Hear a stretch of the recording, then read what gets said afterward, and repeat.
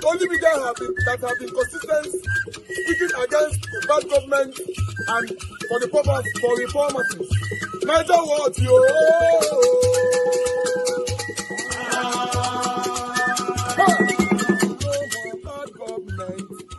No more bad government. Niger what? No more bad government. Niger what? No more bad government. The only media that have been speaking. No more bad government. The voice of the voiceless. No more bad government.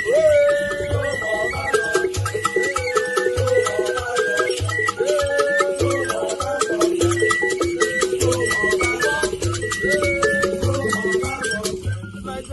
No more bad government. For the poor. No more bad government. Niger what? No more bad government. Niger what media?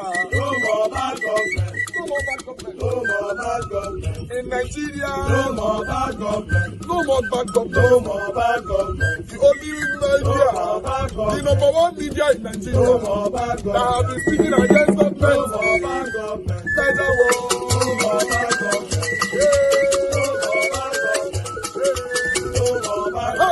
Niger what you? The voice of the voiceless. The voice of the voiceless.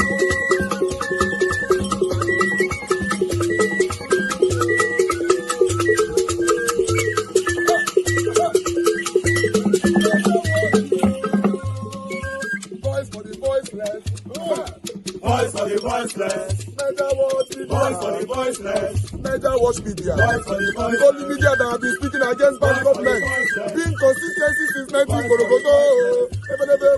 Voice for the voiceless. Voice for the voiceless. Umuwame. Voice for the voiceless. Umuwame. Voice for the voiceless. Voice for the voiceless. Voice for the voiceless. Voice for the voiceless. Voice for the voiceless. Voice for the voiceless. Niger watch you. We have been seeing all you guys have been doing, and we recommending to everyone in Nigeria, saying that you guys are the number one. Niger watch you.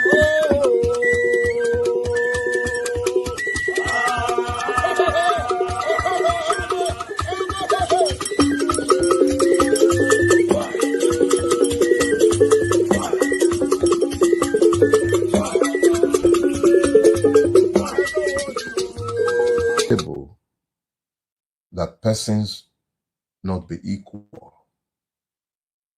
So Nigeria has become a feudal state, even though it masquerades as a federal state. You cannot have federalism in a place that is not governed by law, where the state is governed by the whims of men. The erection of the feudal state does not allow for the equality of men, and you therefore cannot have citizens in a place where men are not equal. I have spoken extensively to the erection of the feudal state in Nigeria. I wrote a book on it. I entitled it The Imperatives of the Nigerian Revolution. It came on the realization of the fact that a Nigerian is not a citizen. That book was written at least about 4 years ago or thereabout. I made it available to all of you for free download. And it's been available for free download less than 6 months after it was written. I had a link posted again so that you might find the grace, download it, read, so that I will not have to waste time having to clue you up, taking you on a journey through time. Because what has happened to us from 1966 is that the will of the Nigerian people has not mattered in the erection of the state that has developed or evolved. What has happened since that time is that in the erection of the Nigerian state, the imperatives of men who have not bothered to consult has been the basis for the erection of the state. From having 4 regions, today, Nigeria is a state, quote and unquote, an unraveling, failing state of 36 states, that the judiciary has effectively made 37 states, with its interpretation of the Abuja dichotomy. Here is the point I am making to you. We have come full circle, the erection of the feudal state. When the president who did not elect, who INEC has forced on us and who the judiciary has deodorized would sit down and demonstrate the power to remove a governor who, by the way, we did not equally elect but was forced on the people of Rivers. Because there is already that division between the persons who are meant to be citizens and those who govern them. The people of Rivers who knew that Similarity is not the person that they elected or would have elected if their voices had mattered. Of course, even though you might have ethnic affiliations and you might have situations where people might be like, okay, out of sympathy, as I saw a lot of you picking side, the reality is that the persons who are governing are divorced from the people. So the man in Abuja knows that he is the one. He could have actually had Similarity not confirmed as the governor because he knows he owns the judiciary. But he deploys the powers in his office to do what he needed to do to retain the APC and to retain Similarity there for his man, Wike. And when the time came and Similarity was behaving as if he had some independence, of course he was cut to size. You heard what Wike told you. If he had his way, he would have removed the guy. But the president said, no, let's suspend him. It tells you where we are. So what you're saying, what I need you to understand is that your state has come full circle. Today, Nigeria is a dictatorship. We are not in a democracy. And what I am saying is suggesting to me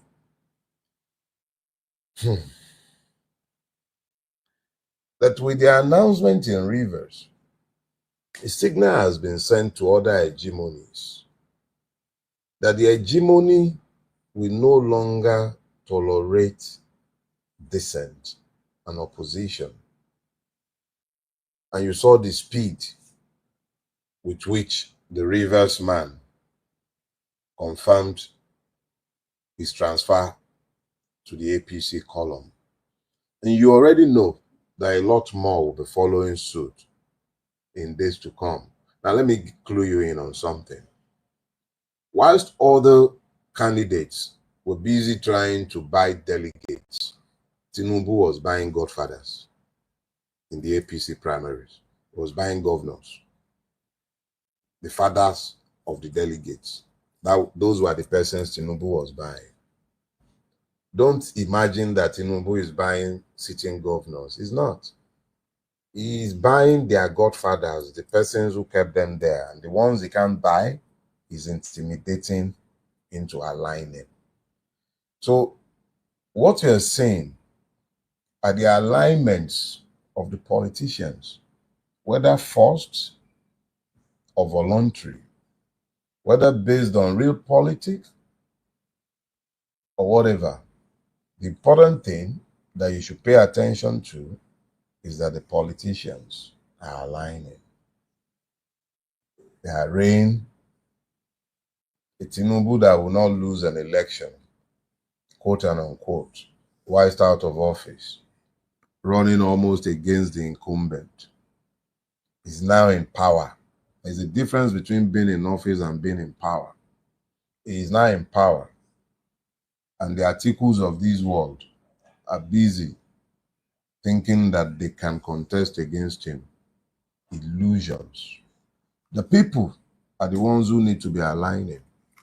Without an alignment of the people, what you would have is that the election result will be announced ahead of time, and you can be certain that the judiciary will endorse it.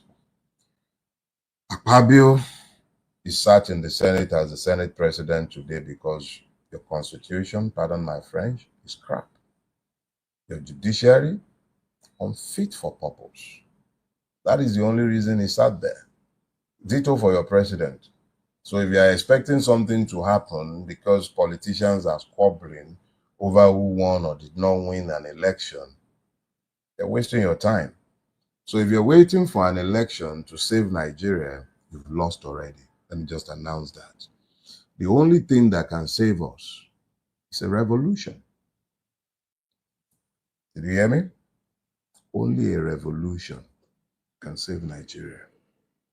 Because the sum of his lies is that Nigeria has become a place that is unconducive for human existence.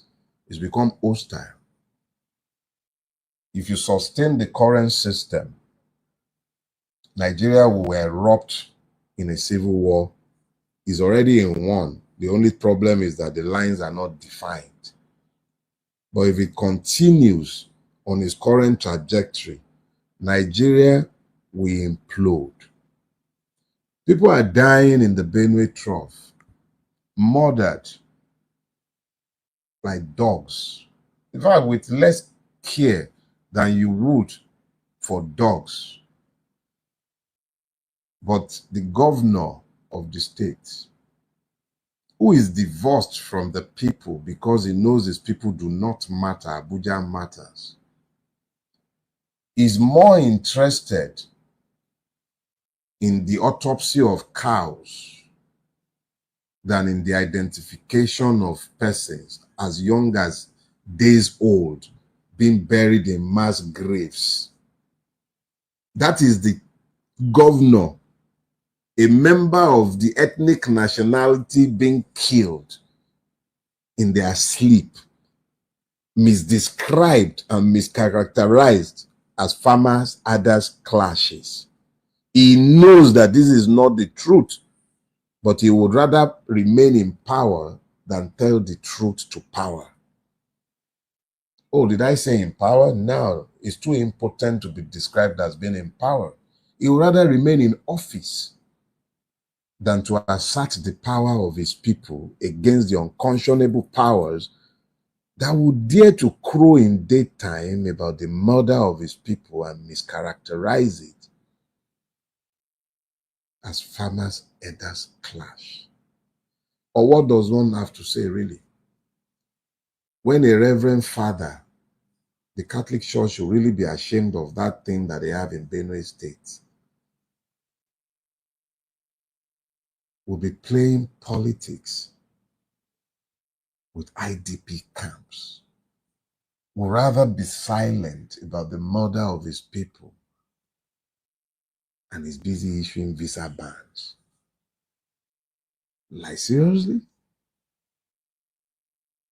The sum of Nigeria's lies is that we are getting to the point where these lies, in fact, beyond an implosion, really, if you really think about it, was it not just the other day that the governor of Niger State came out and banned dreadlocks? So I couldn't have gone to Niger State in 2020, 2021 because I had dreadlocks. I'd probably have been whooped, especially since I talk so much. And of course, talkers are now terrorists, and the terrorists can be made repentant. It's the talkers who never get to repent. Terrorists are always repentant. Yeah. Which brings me to that one. Okay, so Nigeria has this extremely successful de-radicalization program. It de-radicalizes terrorists, Islamist terrorists, Fulani marauders, killers. It de-radicalizes them so quickly that I wonder if the whole thingy about Iran, Iraq, Afghanistan, what would have been necessary for America if we had simply employed the Nigerian army to be de-radicalizing them. So now, this de-radicalization program, I raised this on Twitter in the last week, that is so effective that they even recently graduated 390 murderers who have repented. And then they took these 390 murderers and de-radicalized them. And I wonder how many IPOB terrorists, and that's for the benefit of you idiots who can understand satire, how many of them have you de-radicalized. So Nnamdi has been with you for a few years now, but you can't de-radicalize him. He's not de-radicalizable. He's the one that has defied your de-radicalization capacity. And we are still in a country that makes sense. How long do you really reckon that this can continue? How long? The point is, the sum of Nigeria's lies is that where it is cannot be sustained. But I must say, since I have already said that a revolution is our only way out, and I stand by those words, but it is critical in this season where critical voices are silenced, either by murdering them or by contriving a legal entrapment. The word revolution comes from the French word revolver, and it means to turn around. If Nigeria does not turn around, it will implode. A turnaround is a return at a minimum, if it is still possible to save Nigeria, even with that. At a minimum, there has to be a return to federalism. I'm not going to fall into the trap of using that your lie that you call true federalism. There has to be a return to federalism. The totality of my involvement in the public space must be cleared up, because yesterday I was at the Obidient rally, the Southwest rally in Ikeja GRA, and I made clear to everyone, I'm not about an election in 2027. I'm about change today. I'm about making sure that if there will be an election in 2027, it is found on the principle of my vote counting, not an INEC that remains as it is not going to happen. And even that might not be enough to save Nigeria. The kind of revolution I'm looking for is non-violent. I'm not saying the state will not be violent, but I'm not calling for violence. The kind of revolution I'm calling for would involve sit-at-homes. It will involve boycotts, but it must be an insistence that Nigeria turn around. That is the kind of revolution I'm willing to sign on for. And that is the kind of revolution that I will be calling for. But I would prefer that that revolution be through the electoral process. And if the electoral process is thwarted, we'll be ready to take to the streets or sit in our homes. But I am not ready to get involved in an electoral process that does not spell out what the following day will look like, because it cannot be business as usual. The electoral process I'm willing to sign on for must be one that shows the people clearly if we won election the day we are sworn in, these are the legislations for restructuring. These are the policy for education. This is on every issue. There must be a revolutionary turnaround, and that must be the basis of engagement with the people. And it must be clear to the people getting involved in that process from day one that if our will is thwarted, our collective will clearly demonstrated, is thwarted by the concerted effort of the judiciary or INEC or the police. If you have properly educated the people, how is the police inured or immune from the problem that has overtaken our land? Have you been to any police station in recent days? The police suffers more than me and you. That is the kind of revolution that I'm willing to sign on to. One where the police is unwilling to, if they're even telling the person giving the order that is crazy, you go and shoot on them, because his own children are likely to be there because you sold them a vision of what tomorrow will look like. The sum of Nigeria's lies is that yesterday is dead, and it does not seem to have a future if you do not envision one to be sold to the people clearly, because the sum of his lies suggests that Nigeria should not be allowed to live, because it is a perverse, horrible place that is very unjust and is inhuman in the extreme. So, fact of the matter is, the Nigeria that was battered is dead. If you ever doubted it, is being shown to you. The man that will pronounce a fatwa on dreadlocks. Did you see the video? And he's little different from a whole lot of others. This Nigeria, as it stands, is dead. If you do not reimagine the future and sell that future to the people, you and I, God forbid, I have sufficient brains. I think I might manage to find my way out before it gets to that kind of level. But I assure you, I am assuring you, this Nigeria, the sum of his lies means that it is dead. It is either dead or it is dying, depending on where you stand. But the reality is, anything that is built on lies dies. Ab initio, when something is built on lies, it is already dead. It's not even that it dies, because lies, you know the nature of lies. If you told a single lie, you will require at least 20 lies to undergird the single lie. And for each of the 20 that you have told, you are going to require additional lies, 20 for another one. So you get lost in the lies, and those are the contradictions that you see tearing Nigeria apart today. It will eventually kill it. Now, your ability or capacity to imagine a future that can be sold to the people about a better future that they can buy into, that is what may save it and take the place of bloodshed and lead it perhaps to a peaceful revolution.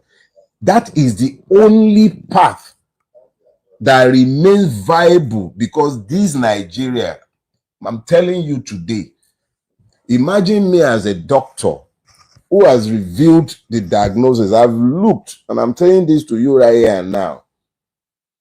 I have looked at the x-rays. I've seen the CT scans. I've seen the blood works. And I am not a man given to delusions. The evidence of my eyes, my brain tells me that if we continue on this pathway, what has already been started would be completed. Nigeria is dead or dying. Pick your own diagnosis, but the only thing that is certain is that if it continues along this path, it will certainly end up in the morgue. You see, honestly, I feel sorry for the North. I really, really do feel sorry for the North. And the reason why I feel sorry for the North is that they have still not grasped the reality of the situation. You see, years of recklessness that they have abided themselves by have caught up with them, and they've not realized it. You see, years of living recklessly, where you bring up children that will not have education, that will not learn skills, and yet they will bring up children that are of their own likes. Populating yourselves without skills, without men with skills, education, and all of that.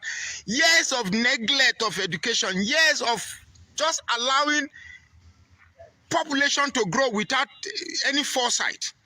Years of depending solely on political spoils has caught up with you, but they still don't want to realize this is what is happening. Because the truth still remains that you have arable lands in the north that you have refused to cultivate. You have able-bodied men that rather than focus on productiveness, you have channeled their mind into politics, religion, and baseless things that do not develop mankind. Now, 2027 is round the corner, and I see a lot of Northerners getting angry with Tinubu because this, because that. The truth is that, look, the calculation, the permutation still does not favor you. If you are still going to hold on these trivialities of saying that I like cinema, the truth is that you want to remove Tinubu. You believe the population of the North alone is so big enough that you remove Tinubu. The only way you can remove Tinubu, is to find a way to make a deal with Peter Obi. Hate Peter Obi or you like hate, that is the only way. That is if you truly want to remove Tinubu, because nobody is going to go to the polling unit and say it's going to vote for now, not that we are not going to, because for many years, the South and Southeast, we have gone out of our boundaries to vote either Yoruba or not. When it comes to you people to shift out of your boundaries and vote other people, you play tribalism or you play religion. It is time to change the narrative, or else, my brother, these realities that have grabbed the knot will linger on for a very long time. I have 2 kids. I brought them up to be self-reliant, self-sufficient, self-dependent, to actualize themselves with a view to realizing their own potentials so that when government cannot provide for them, they can provide for themselves. That is not the case with most northern youths that are brought up. Because whenever they find an opportunity to depend for themselves, they begin to find menial jobs, shoe shining, water vendor, water this. Now, I am not saying vendoring of water or shining of shoes are bad, but you cannot build a whole population to be menial jobs, whereas the source of main incomes come from politicians. Such is not a society we can rely upon. Now, you might watch this video and become angry and say, no, this guy hates the North. Well, sometimes the bitter truth, most times, is difficult to swallow. But like it or hate me, this is the truth. The North must begin to change its priority. If you want to depend on religion, well, religion doesn't put money in the pocket. Religion doesn't buy food in the market. The reality of it is that when you go to the market, you must go there with money. And the only way you can find money is to create value and to create goods and services. And you can only create these goods and services with a developed mind. But when the mind that is supposed to be developed for the purpose of making money is developed for religious fanaticism, hatred, and bias and all this rubbish, you cannot produce a population that you can depend on. Now, that is a harsh reality that is gripping the North. It is hard to see young boys just loafing around. Now, there are criminals everywhere, please. There are criminals anywhere, but when you build a population that solely depends on meniality, and the only source of income are politicians, that is a terrible society. And that's a reality that the North is contending with. Now, 2027 is coming, you are angry with Tinubu. If not for the way Tinubu came into power, I would be surprised. Tinubu would have been my advocate. If not for this grabbing, snatching, running with their leader and this rigging, he would have been my #1 candidate. But I don't support criminality in whatever form it comes. In my case, the end does not justify the means. So the truth here is this. The North has to come to reality and realize that they have enjoyed the recklessness that they've abided in for so long, covered the recklessness that they've covered with their dependence on politics. Now, society has made it possible that you have to depend on what you're capable to produce. And if taking out Tinubu is really your objective, then you must find an alliance. But if you say on your own you are going to take out Tinubu, sorry, Tinubu is going to lead this country again. My name is Magnus Oraka. Please follow this page and share this post now. All right, guys. Good morning, good afternoon, good evening to every one of you. I appreciate you all, my people. How you guys doing today? Happy Sunday to every one of you. Today is 27th of April, 2025. Yes, the situation of the country is piling up. You know, the pressure is getting high.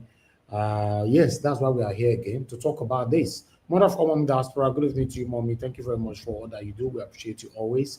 Thank you, Abu Azi. I appreciate you always. Thank you very much, every one of you right there already. We have Sabavo Konga, Wisdom Lucky, Patra No Fame, and yes, I can see you, CXL Christian. Thank you very much. Thank you, my wonderful people. Mr. Johnson Emmanuel, good evening to every one of you, my people. Peggy Modi, good evening to you, ma. Send girl Medday. Thank you very much. Austin Prince, Discussion Channel TV, thank you. Oriyomi Abdul, Debsy, thank you very much. God bless you all.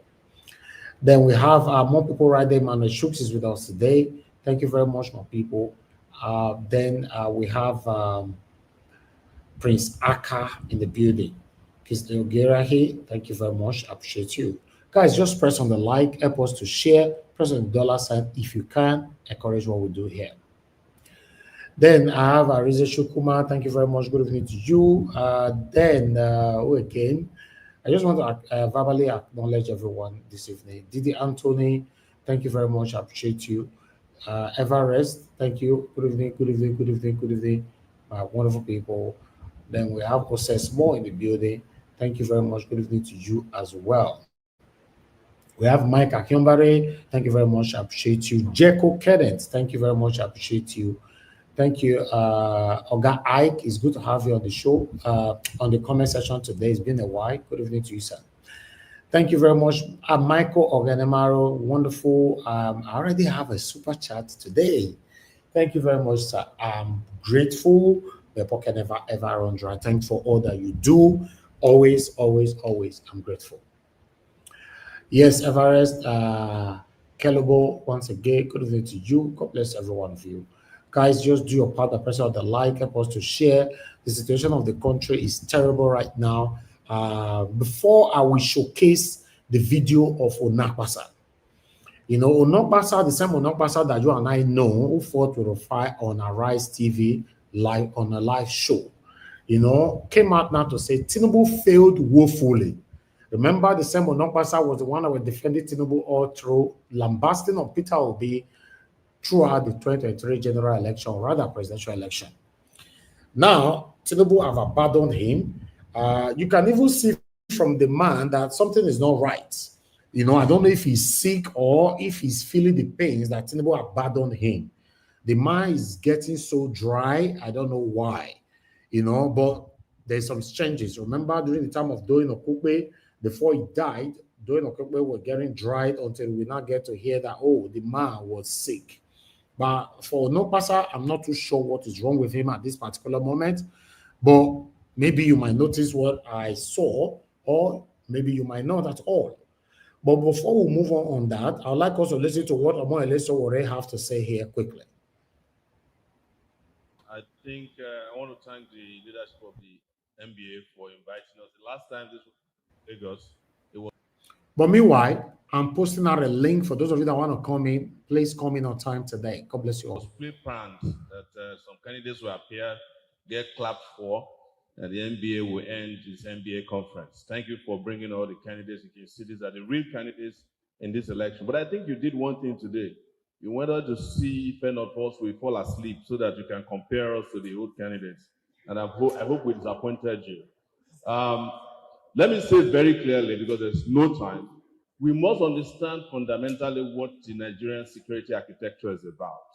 Nigeria security is not meant for Nigerians. Nigeria security system is for the elites, those in power. Nigeria security system, therefore, operates what is known as a police state. All our policemen, our electronic system, our investment in recruitment, the judiciary, is meant to protect those who are in charge of Nigeria, the owners of Nigeria. Abuja tells you all of it. You can find more policemen about 1 mile square here than you can find where Boko Haram is ravaging Nigeria. I drove from Zamfara, or was it Kebbi, to Sokoto. There was no single checkpoint. But if you threaten the Nigerian ruling class today, you will find that you have security in this country.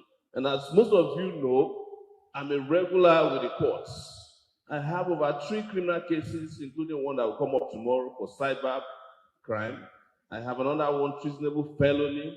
My prosecutor before is seated here, S.A.N. Liman, who prosecuted me unsuccessfully for treason, and after that he abandoned the prosecution. I haven't seen him until today. So I greet you. You are welcome. He's now representing Emiloko. See us, oh God, see us so worried you're the disgrace and lambasting these guys' life. They are there. They only frown their satanic faces, but they cannot do anything. On this one, This particular area of Sowore, this man deserves applaud at all times. Tell me a politician that can speak like this in Nigeria. One politician, one person that can speak in the midst of satanic elites, that can speak boldly, bravery, the same way Omoyele Sowore is always doing.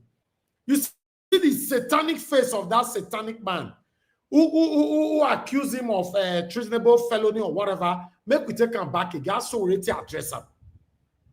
Nigerian ruling class today, you will find that you have security in this country. And as most of you know, I'm a regular with the courts.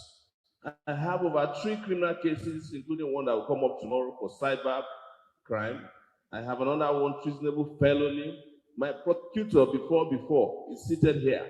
That's the Liman, who prosecuted me unsuccessfully for treason. And after that, he abandoned the prosecution. I haven't seen him until today. So I greet you. You are welcome. He's now representing Emiloko. And I must say to you as well that for us to get a Nigerian security system for the Nigerian people, the Nigerian people must be able to vote for a Nigerian leader. Because any leader that is voted for religious reason is going to be the leader for the religious movement. That is voted on ethnic basis can only represent his ethnic concern. Any leader that is voted on the basis of any primordial sentiment will only represent that primordial sentiment. That's why Nigeria is where it is today. Go and ask Ken Saro-Wiwa if you could reach him. Why did they kill him? For the Nigerian elite. They killed him because they thought their most important anointing oil, crude oil. They killed him for it. They would have killed me had case, because he was brought in to carry out that, but at a point he decided that he couldn't continue with it. And I must tell you that they will kill any one of you. And let me say this, because I know time is running out, that when it is time to protect the elite, you will find some of the best players in this country. You will find some of the best judges in this country. You will find some of the best policemen. In fact, when the elites are concerned, you will know that there are electronic devices listening to every device in this country. When the elites are concerned, you will find cameras that are working. But when it's for the Nigerian people, there's nothing that will work. But I would say also that in an attempt to cow the rest of us, they have also done the same. Because in an attempt, for instance, that we don't get to hear from the terror, also disable the listening devices because they are committing crime as well as this country. One last thing I will say, which is important, we have not gotten to a point where Nigerian leaders understand security. Because the first security, which I agree with everybody here, that human security. You cannot push 133 million people into multi-dimensional poverty, and you are talking about security. It won't work. You cannot have an account general steal 150 billion and spend only 2 weeks in detention. And it's likely to be the governor of the state next time, and you can have security. You cannot have people above the law and some other ones beneath the law and expect security. So, what Nigeria needs is a leader who understands the importance of human life first and foremost. Not a leader who has a high number of lawyers defending it. As I said, and I'll say finally here, there are great lawyers in this country. But ask yourself, which lawyer has a pro bono service to defend poor people in this country? Most of them know. When NSAS happened, the Nigerian Bar Association did not raise a team to defend NSAS victims across the country. I'm saying it to you. If you have, show the person to me. While NSAS was going on, they were doing meetings with Spidel in Ibadan and having great conferences. And I must thank the Nigerian Bar Association. You guys have some of the greatest conferences every year. Here you spend 1.something billion. I'd like to stop you there, Mr. Conferences, but it is time to start spending that money on poor people, defending them and getting them out of jail. Thank you. I'd like to stop you there. I'd like all right. Omoyele Sowore, I'm very proud of him.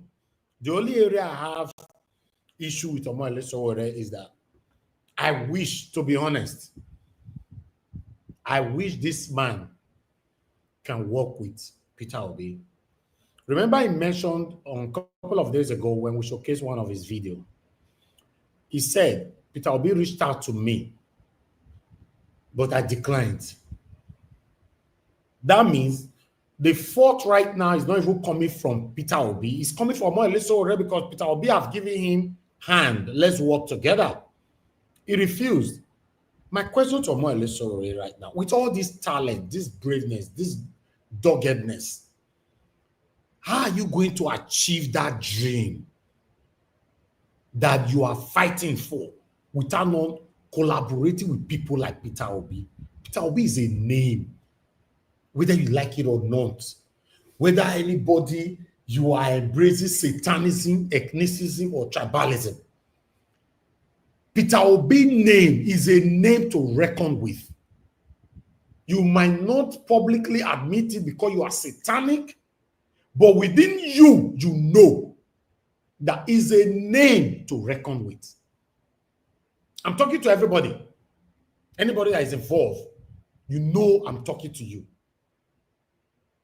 Now, come back to Omoyele Sowore. Why can't you bring down your ego, your pride, and work with Peter Obi? Yes, your reason, you said because he was one of the PDP members before, and you believe all of them are satanic, you don't want to work with all of them and all that.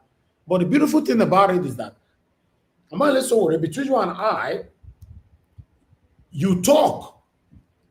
You talk for a living. Let me put it like that. That means if you find anything incriminating with Peter Obi, by now you for don't tell us.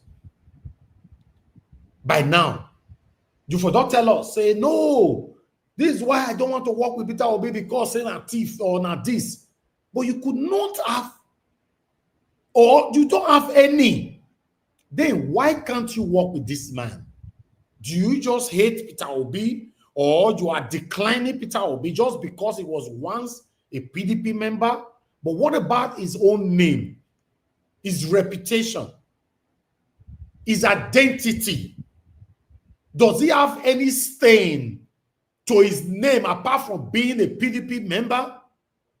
Omoyele Sowore, if you want us to rescue Nigeria, I have so much respect for you, my friend. For real, if you want us to rescue Nigeria, you have to collaborate with at least few amongst all. And one of these few, Peter Obi is number one. Amongst these few, Peter Obi, I repeat, is number one. Let's be honest to ourselves. It's just like me now complaining that Peter Obi never visits my platform. And now say, oh, Peter Obi is not the right person. That's selfishness. Because, Omoyele Sowore, because you cannot have the presidency by your name, that means Peter Obi or any other person cannot have it. That is selfishness. No, it shouldn't be like that. Nigeria is falling.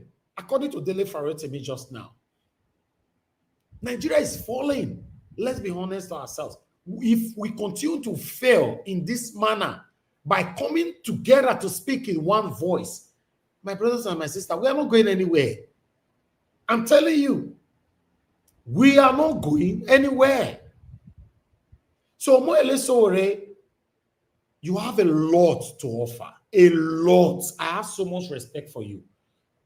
I will continue to beg you. Please, please, and please again, work with Peter Obi. Swallow that pride.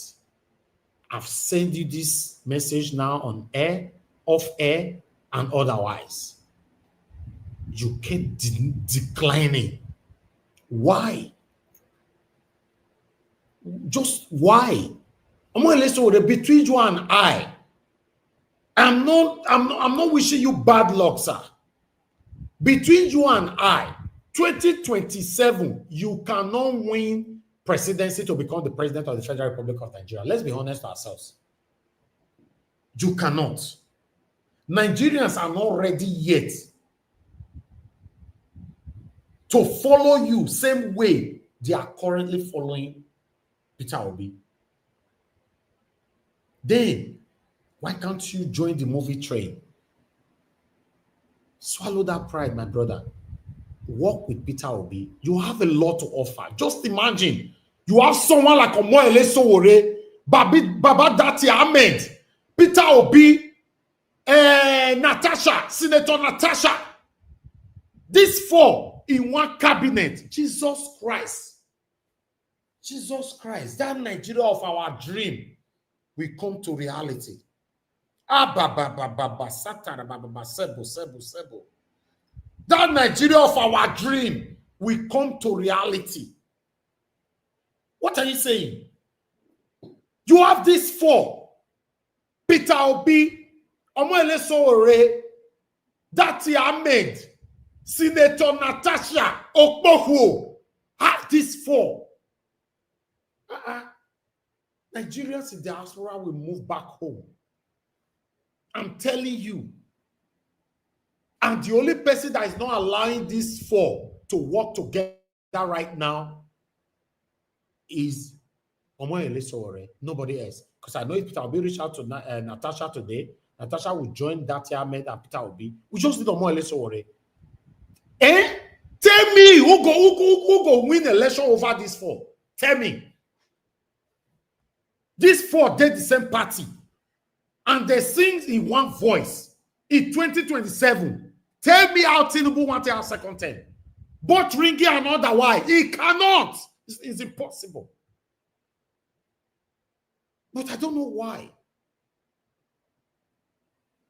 I don't know why my brother don't want to work with Peter Obi. What is happening? Can you come out cleanly in a clear manner to let us know that this is the reason? Because your reason is not good enough. He was once a PDP member, fine. But does he have any criminality to his name? Anyway, I'd like us to move on. Let's listen to what Onokpasa have to say. I would like to quickly appreciate Osani Giomede. Thanks for the super chat earlier on. I'm very, very grateful. And Jaja, God bless you. God bless you all. I'm very, very grateful. Thank you once again, Michael Ogadamaru. My people, I'm grateful. Press on the like, help us to share. Let's listen to what Onokpasa have to say here. This one is a shocking one. Una remember Onokpasa? The same Onokpasa where he fight with Rufai on live TV with Rufai. Una still remember? That same Onokpasa that have defended Tinubu back to back. Onokpasa don't come out now, can't destroy Tinubu. In fact, the way they finish Tinubu this time, more come out forgets. See, man, I said the way Onokpasa they finish Tinubu this time. Make una watch what Onokpasa want to talk. No, the chairman of your party says 2027 is a done deal. Everything is done. Which done deal? Which done deal when the people are hungry? Is it that easy for it to be a done deal? Let's feed our citizens. Let's govern well. It's not a question of people defecting to our party. It's a question of us ruling well. And in that angle, we have failed woefully. President Bola Tinubu has failed woefully to rule well, to provide food for Nigerians, to give them succor in this hard times. Let me come to this. The governor of Delta State, who recently defected to our party, is actually my cousin, Sheriff Oberewori. I don't have the slightest idea why he defected to our party. He did not tell me he was defected to our party. I wish he were. But I don't think it has value to him, or he has value to our party, or he adds value to Delta State. But I just wish he were. This whole idea of let everybody be, let us just keep packing people into our party, that's not democracy. The interesting thing, Ruben, is that you must always have opposition. because people must disagree. This idea of a one-party state is simply unattainable. There must be disagreement. Even in our party, we disagree. We are not even a one-party in our party. Is it Nigeria that will become a one-party state? It's a waste of time. So, I wish my dear cousin, Sheriff Oberewori, well. I welcome him to our party. But I don't think this idea of everybody joining one party is good for democracy. I don't even understand why he left his party. It does not make any sense to me. Does not at all. I think President Tinubu should concentrate more on bringing down prices of goods and services, strengthening democratic values and all this idea of people coming to our party. That's not what is going to make us win the election in 2027. Just to take her. I can tell you, just a minute, Ruben. I can tell you for free, Ruben, that at this rate we are going, all these things will help us in 2027. If we are not careful, Bola Tinubu will end up as a one-term president. Quote me anywhere. Go on, Ruben. Yeah, well, I wanted to ask you that you are saying President Tinubu is not feeding Nigerians. You are saying people joining the APC is not good for democracy and all of that. Has it occurred to you that this could be interpreted that you are engaging in anti-party activity? Loyalty to the party, we always hear, is supreme. But here you are condemning your own party. Is there something we don't know that we should know? Have you left the party? I'm not. I'm not leaving my party for anybody. I'm a foundational member of the APC. And I'm not leaving it for anybody, including President Tinubu. Now, if you see the truth, you see the Bible says, and ye shall know the truth, and the truth shall set you free. You cannot pretend, even you, Ruben, you can't pretend that there is no hunger in the land. You cannot pretend that people are not finding it difficult to make ends meet. That's all. In fact, when Bola Tinubu called us to support him, he promised to make food cheap. At that time we were being insulted. We are Agbadorians. We are this, we are that. So we told him, we said, let us just produce food. And that's what he promised us. Only for him to come to power and then, in fact, only God understands what he's doing. That's his headache. I'm not leaving my party for anybody. Not at all. But I'm certainly not supporting him for 2027. And I'm going to make sure, go to gather with, it's not even PDP people. PDP is just a ridiculous party. They are not serious. It is us in APC who are dissatisfied with him, who put him in power. We are the ones that will remove him from the power. I can assure you of that, Ruben. Okay, Jesu Tega, okay. You are talking also about problems within the APC. So is Senator Adolphus Wabara right then that in fact there is likely to be... Hello, Ruben, I can't hear you. Okay. Hello, Ruben, I can't hear you. Okay, can you hear me now? Go on, yes, I can hear you now. Yeah. Are you saying that Senator Adolphus Wabara is right to say that there will be an implosion very soon in the APC? Because you are also saying that there are some fifth columnists, like your good self, if you may be so described, inside the APC who want to sabotage the APC. What is the source of grievance? I don't think... What are you people unhappy about, dissatisfied about, that you want to work against the APC from within? We don't want to work against our party. Those of us who are dissatisfied, we want to work against President Tinubu. It's not against our party. We don't want him anywhere near the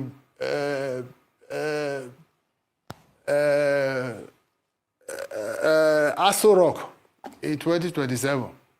He has done his bit. He has tormented, tortured Nigerians enough. We don't want him near the helms of power, you know.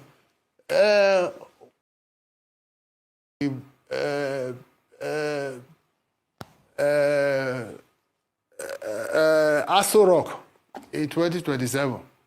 He has done his bit. He has tormented, tortured Nigerians enough. We don't want him near the helms of power, you know. Wabara says that there will be an implosion in our party. He is very, very wrong. There's no implosion in our party. We are certainly not going to decamp to his own party. It's wasting his time. We are in our party, and in this party, we will ensure that Bola Tinubu does not come for a second term, because that will be great torment and torture for Nigerians. So, we are still in our party, Ruben. We're not going anywhere. Okay. Certainly not going to that ridiculous party called PDP. Jesus Tega. We are here. We are going to show our president that we are the ones that put him in power, and we are the ones that will remove him from the power. Asking you, this is your anti-Tinubu posture, by extension, anti-party posture. Is it born out of sour grapes?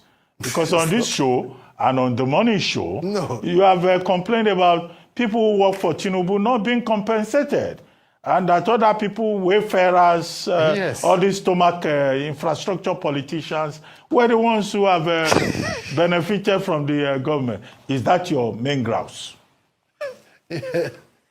Or they have settled you and you have not, you are not satisfied? No, not at all, Ruben. First of all, Ruben, you know me. You know I'm not a hungry man. I stay in the Transcorp Hilton. It's not Bola Tinubu that pays my bills. Whenever I'm in Nigeria, I stay here. It's not Bola Tinubu that pays my children's school fees. It's not Bola Tinubu that does anything for me. You know? So it's not as if I'm a hungry man or a poor man. Yet, to be fair, how do people work for you to get into power, and you use and dump them, and you start empowering other people who never belong to our party, who never worked with us at the campaign council, you know, who just... I don't understand this Bola Tinubu of a man. He will just... I don't know what his game plan is.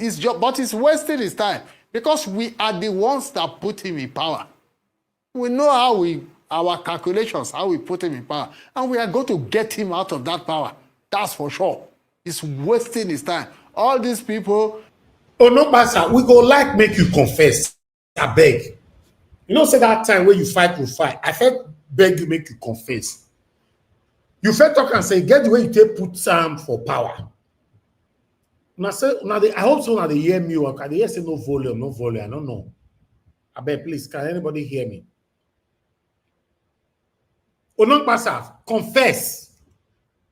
Because my concern now is that this man is saying that by fire, by force, Tinubu can never win second term in office. Never. And he's saying, we put him there. Mathematically, we know what we do, we'll put him there. We go do the same thing to remove him. So we need more confession from this man. And my question to Onokpasa be this. If Tinubu appointed him, let's say Tinubu appointed this man for come out today, can say Tinubu failed woefully. At this particular moment now, the submission of this man, are you guys telling me that this man is speaking organically for the people, or is speaking based on his own disappointment by Bola Ahmed Tinubu? You see why we cannot trust these people. Thank you, Madam Rita, I can see you. The truth of the matter is this. If maybe Tinubu give this man appointment, if we not come out and say Tinubu not going to win second term, mathematically how we take time in, we go remove him. It's because Tinubu, the only one thing I tell like this Tinubu regime, now be this, so to be honest, we'll be honest to ourselves. The hunger, the situation, the insecurity is in fact, now generative. Tinubu not choose anybody. Now everybody here they suffer. The only people that is exempted from this whole thing are Tinubu and the family. Every other persons, one way or the other, both politicians, all of them are feeling it. Now only him and his family or his wife and children finish. That is exempted from this whole situation. So Onokpasa, you still need to confess. Because at the moment now, I don't know whether now hunger make this man dry like this or hair. If now hunger, Tinubu abeg send bag of rice go give her. Because the way they see this man, so it be like say the man the hungry, the economic hardship is affecting this man. Tinubu abeg, if now one bag of rice or two, wanna send go give this man. This man is hungry. To be honest, this is not a joking statement. This realistically, this man is hungry. Abuna know they see what me they see. Now let me they see this thing. But meanwhile, let's listen further. How do people work for you to get into power, and you use and dump them, and you start empowering other people who never belong to our party, who never worked with us at the campaign council, you know, who just, I mean, I don't understand this Bola Tinubu of a man. He will just, I don't know what his game plan is. It's just, but he's wasting his time because we are the ones that put him in power.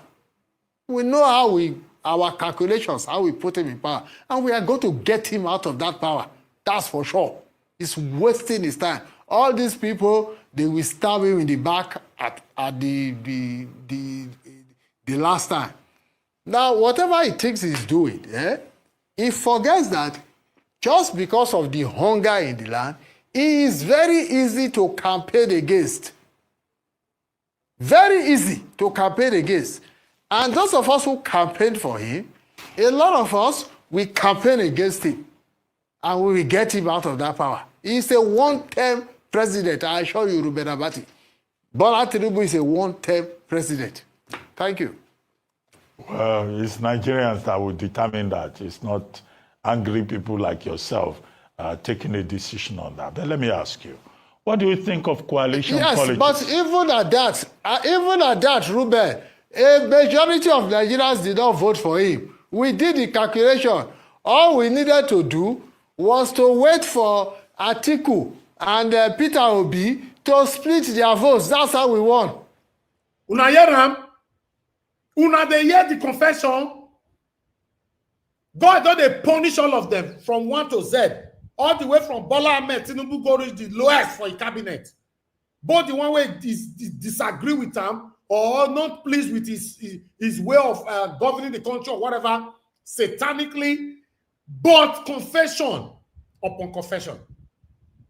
Una hear wetin Onokpasa dey talk. When I remember, I said one of the biggest pain of Peter Obi was this man. The way they appear for Arise that time, I said they appear for channels. He said Tinubu no win. Now we do the mathematical calculation. They off the beavers. The beavers were deliberately and satanically turned off. INEC satanic Mahmoud Yakubu declared satanic Tinubu at 4 a.m. the president of the Federal Republic of Nigeria. Now, one of the satanic body of satanic Tinubu is publicly, satanically confessing. Una dey hear am? Una say confession. I go play that part again because Nigerians, we are too quick to move on. We watch videos these days and see other informations on air. We just look it and push it by and move on. This is a public confession. Normally, in a country that works, Onokpasa is supposed to be stoned to prison immediately after this interview. Immediately. Tinubu is supposed to be chased and bring in for questioning. Mahmoud Yakubu is supposed to be stoned. Yes. Some of them are saying, no, be careful. Careful of what? Tell me, careful of what? As I talk to Nassau, no light for you. No lights. Nothing is working. And the tempest way the beat make you not cry. I be not know say the situation of Nigeria right now is affecting the poor and the rich altogether. Onokpasa is confessing on a national TV. He's confessing. Listen for that. At the last time. Now, whatever he thinks he's doing, he forgets that just because of the hunger in the land, it is very easy to campaign against. Very easy to campaign against. And those of us who campaigned for him, a lot of us, we campaign against him. And we will get him out of that power. He's a one-term president, I assure you, Ruben Abati. Bola Tinubu is a one-term president. Thank you.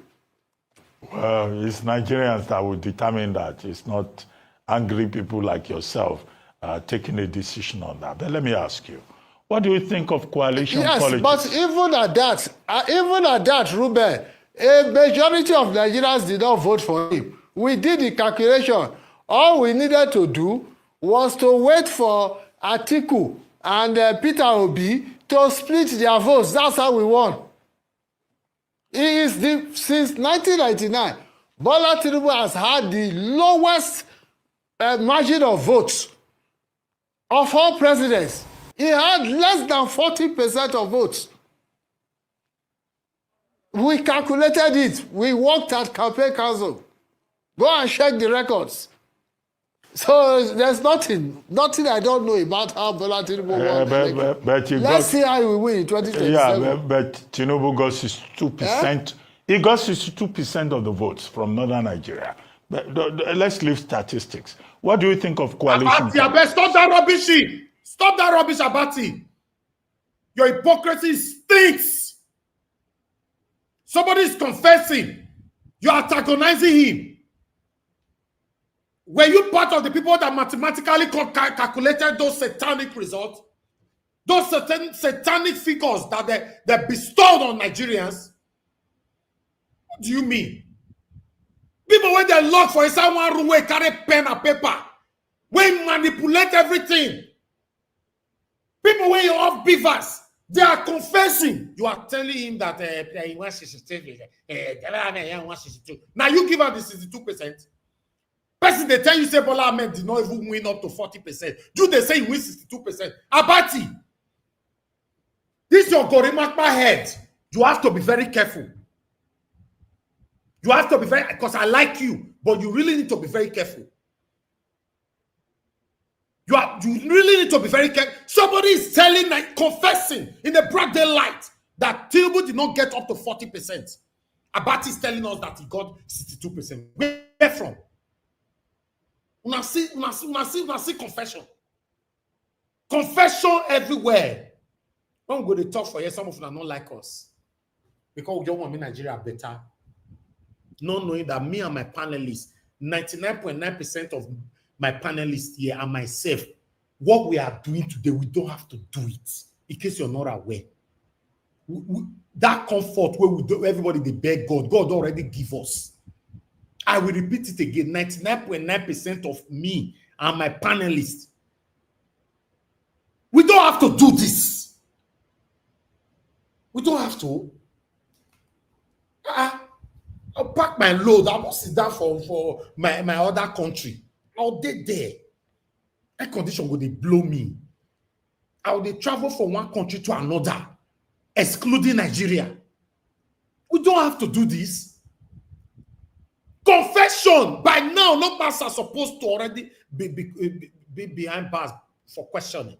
Say, how not do one? He's telling us orally because he knows that Nigeria is a failed state. Why the citizens are all cowards. Nobody can dare come for him.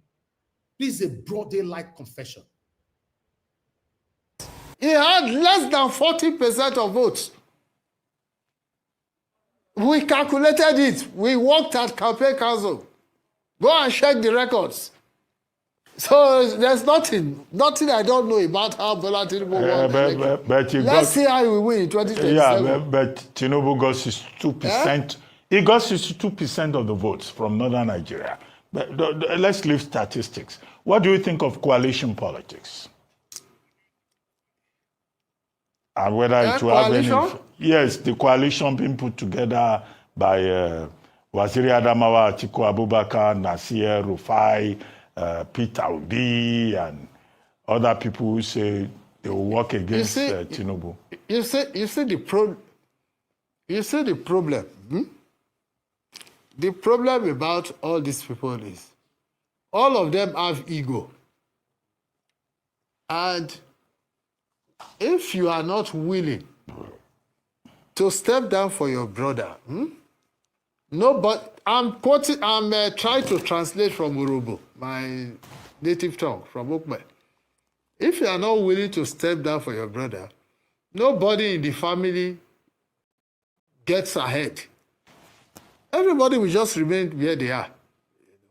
That's their problem. I don't even like any of them. I don't like Atiku. I don't like Obi. We are a country of over 200 million people. There are other people that will come up. It doesn't have to be Atiku. It doesn't have to be Obi. Certainly not Tinubu. And anybody in my party who doesn't like what I'm saying, that's the person's headache. So there are other people coming up, Ruben. You will see them. Are we not networking? We are holding meetings, if you don't know. We are holding meetings, even within our party. Okay. So it does not have to be Tinubu. It doesn't have to be Atiku. It doesn't have to be Obi. It can even be you, Ruben. Can't you be president? What do you mean by that? No, I don't want to be president of Nigeria at this time. Maybe in the future. Maybe.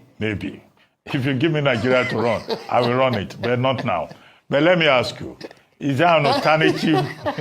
Is there an alternative to Tinubu in your party, the APC, given the objective conditions? Party? Yes. Who is the alternative right now? Dr. Abati. Given current objective conditions. Dr. Abati, there are too many people in our party. And you know the funny thing, Dr. Abati? There are just too many people in our party that are angry with Bola Tinubu.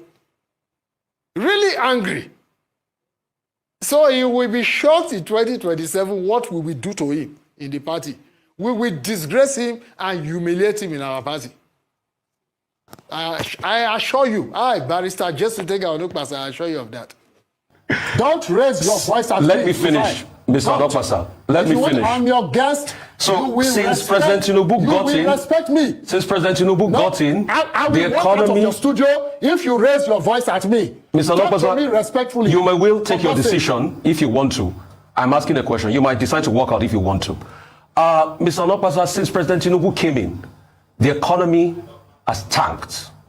Is at an all-time low as we speak. It has not. It has not. Let me finish my question. Mr. Onokpasa, let me finish my question. You are a liar. Mr. Onokpasa, moderate yourself, all right? Moderate yourself. Do you know what you are doing? Good. Listen to me. You're Secondly, do you know what you are doing? Since President Tinubu came in, the economy has tanked. You are pretending to be a journalist. The indicators are there. What is the matter with you? Since he came in, the indicators are there. Number one, the cost of the dollar to the naira. What is the matter with you? The cost of the dollar to the naira has tanked tremendously as a result of the fluctuation of the currency. All right, that's one. Is that Tinubu's fault? Secondly, don't you know why naira tanked? I'm still asking my question. Secondly, it's been an because of your friends. Because it's all right for you to bail out if you don't want to answer it. I'm not evading your question. Listen, please answer it if you can. Fine. You listen to me. This is not animal psychology. It is law. Okay? If you want to be a journalist, you can be a journalist. And you should learn the ropes for those ahead of you. Mr. Onokpasa, answer my question. You can never. Mr. Onokpasa, answer the question. Dignify yourself. Mr. Jacob says that dignify yourself and answer the question. My God. Dignify yourself. Please, can we have peace? Dignify yourself and answer the question. Can we have peace in the studio? My God.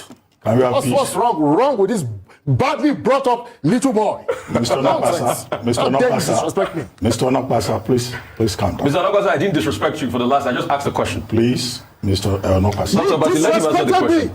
Okay, do we end this program now? Both of you will not allow me to talk. You see, and there's another thing again I noticed about Onokpasa. You know, and nobody pray me, anybody sick, but we need to find out what's wrong with him. The man have lost weight drastically. Remember, you know, the DG for Peter Obi before, you know, doing Okukwe, he was losing weight back to back. Nobody paid attention to that at that particular time.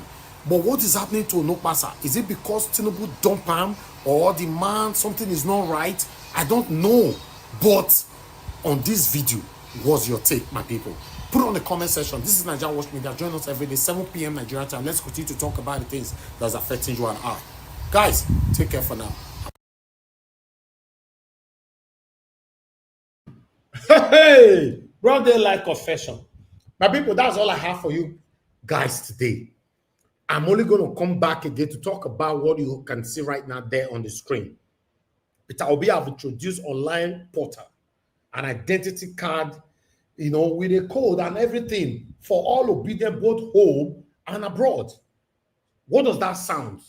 Be like say Peter Obi one register new party. Now, what I think with that? I don't know, but just hold on. Madam Deborah is here. Madam Deborah, thanks for calling in, man. Talk to us. Good evening to you. Hello. Yes, ma'am. We are here. Good evening to you, ma'am. Yeah. Good evening, Mr. Elvis. Happy Sunday. Happy Sunday to you too. And to everyone, all our viewers and commenters all over the world. Let me just start quickly with the last video you showcased about that the Onokpasa. You are right. If you look at the way he looked in this video compared to his previous video before the election, there's a difference in his physical appearance. I would not say it's hunger, because I don't think he's that poor. He's connected to some of the politicians in Delta State, so I don't really think it's hunger, but it could just be that it's either he's recovering from maybe from a health issue. Probably that's the only thing. So, madam, you think say not be the bag of rice that Tinubu refused to give her and can lose weight? I don't think so. It looks like something physiological. I don't think so. Oh, for okay. an adult, for a grown adult like that, if it's a child, malnutrition can affect them like that, but not for a grown adult. Like that, hunger cannot make a grown adult to just lose weight like that. The only thing that can likely make a grown adult to look like that is mostly health condition. It could just be that he's recovering, because he's not a young man like that. You know, so probably he could just maybe recovering from a health condition. If it's a health issue, I wish him a quick recovery. But if now hunger, let Tinubu go give him a bag of rice. No, I don't. To be honest, I don't think it's hunger. I can only ascribe it to, for a man of his age, he's probably above 50, so he will be predisposed to certain health conditions. So I'm just going to say he's probably recovering. We've not seen him for a while, so it could just be that he's probably recovering from a health condition. So that is that. Then regarding what he's saying, I think he still has beef with Tinubu. The beef he has he's not got out of it. So in my own opinion, the APC will fight against itself. It's obvious that what happened to PDP might happen to APC as well in this 2027. They might have a faction of APC that will work against Tinubu. That for sure is going to happen. So likelihood of what happened to PDP might happen to APC in this coming election. There might be some parts of APC that will work against Tinubu. So he's not going to have the kind of support that he has in 2023. But my only fear regarding what Peter Obi has introduced this online portal and identity card is a very, very brilliant idea. It's a good way of mobilizing people. But my fear in this whole thing is that Tinubu has already started making moves to remove PVC voting and all of that. And if he succeeds in doing it, whether it's going to be difficult for anybody to be able to, even if people come out to vote, they will still be able to rig easily. I think he saw what happened the last election, and Tinubu will do everything to prevent that kind of a situation from repeating itself. And if he succeeds in removing PVC and removing that, then it's going to be expressway for him to reach. And I don't see anybody that is going to stop him because he has the judiciary on his side and he has the legislators on his side as well. So I don't see any kind of electoral reform that's going to happen between now and 2027. If anything is going to happen, it's going to be something that will be in favor of the ruling party, that will be in favor of Tinubu. So I don't know how that is going to work out, except if he's not able to achieve that. But if he's able to achieve removing PVC, and I know Tinubu, if he wants to do something, he will do it. And I don't see anybody that is going to stop him, except God. If you remove PVC, then all these efforts that Peter Obi is putting in this portal, I don't know how effective that is going to be. We'll just wait and see what is going to happen, you know. But I think Tinubu is going to have there are a lot of odds against him. He's going to have people that are going to work against him in this coming election. Now let me just quickly say something about Sowore. I think you say a lot. I listened to your own presentation and you were quite right. You were quite spot on. You see, sometimes people with the kind of personality that Sowore has, that is the problem they have. I think he thinks he knows more than everybody. Yeah, he thinks he knows, he has this arrogance in him that he believes he knows more than everybody. But he fails to realize that nobody knows everything. You know, sometimes a little bit of humility, if he's humble a bit, that can make a lot of difference. And this arrogance is why he's not going anywhere. You see, he's a good activist, and he will make a good politician. But this is personality. You have to work with others. And if you think you can work alone, and this is the reason why he's not getting support. It's this same attitude that is really driving people. That's why he's not able to gain the support of the youth. I listened to one of today's presentation when he spoke against when he spoke about Sowore, and it's the same thing he said. So I think if Sowore is listening, let him not think he knows everything. There's nobody that knows everything.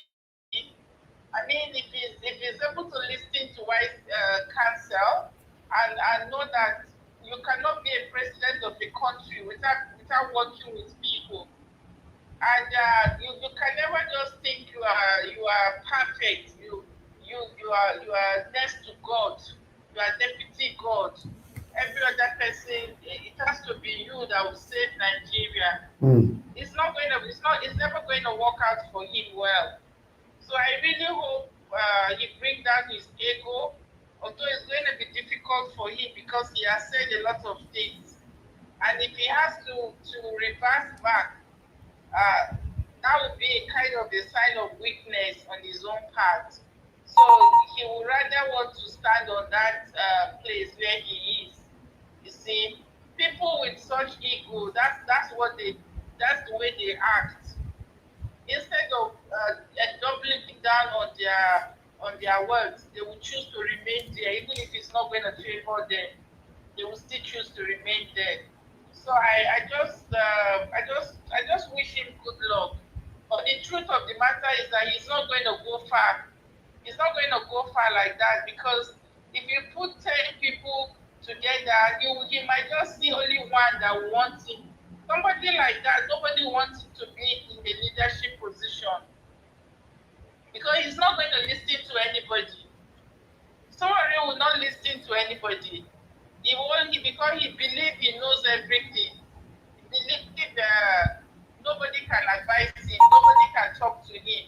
If you are a leader that think you know everything, you are not ready to take advice, you are not ready to work with anyone, it's going to be hard. It's going to be very hard for him to move forward. Anyway, that's all I have to contribute to this broadcast. Thank you so much, Mr. Elvis. Mother Deborah, thank you so much, man. I really do appreciate you. God bless you. Thank you very much. Yeah, thank you, sir. Thank you, man. Yeah. Okay. My people, not be small thing. Today, I don't want to spend time for here, but more you see I go. Peter Obi does set now, to move to the next level. According to Mother Deborah, due to say Tinubu and themselves, they want to try make them cancel beavers, allegedly. If they cancel them, it will be as it gets, to be honest. But what we can see right there on the screen right now, as you can see, reported by Arise TV, Peter Obi launches online portal ID card for Obidient Movement members in Nigeria and in diaspora. So I don't want to read much, but I would like to quickly put this here. There's a website anyway.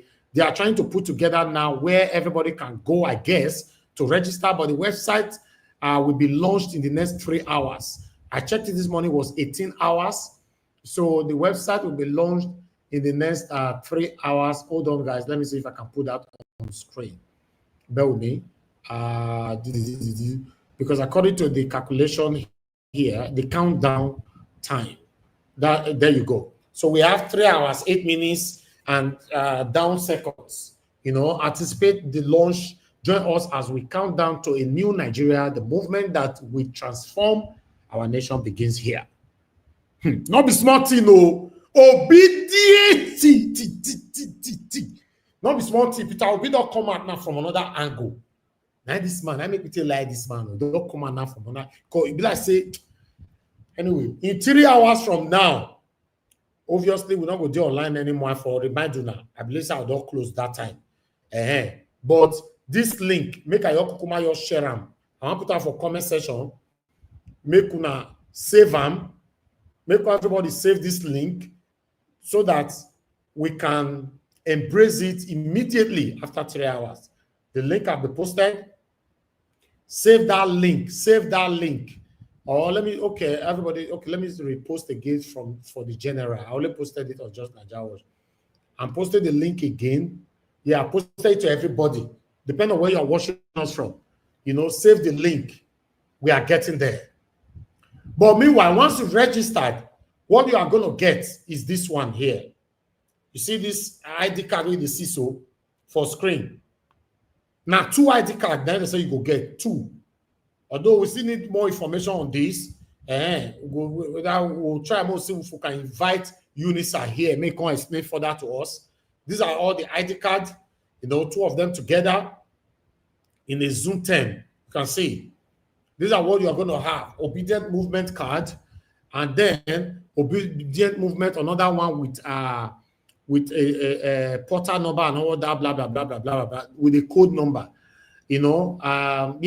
Like I said, I don't know much about it yet. We need a specialist to come in here to take us through on it. But it's a good news. Or what do you think?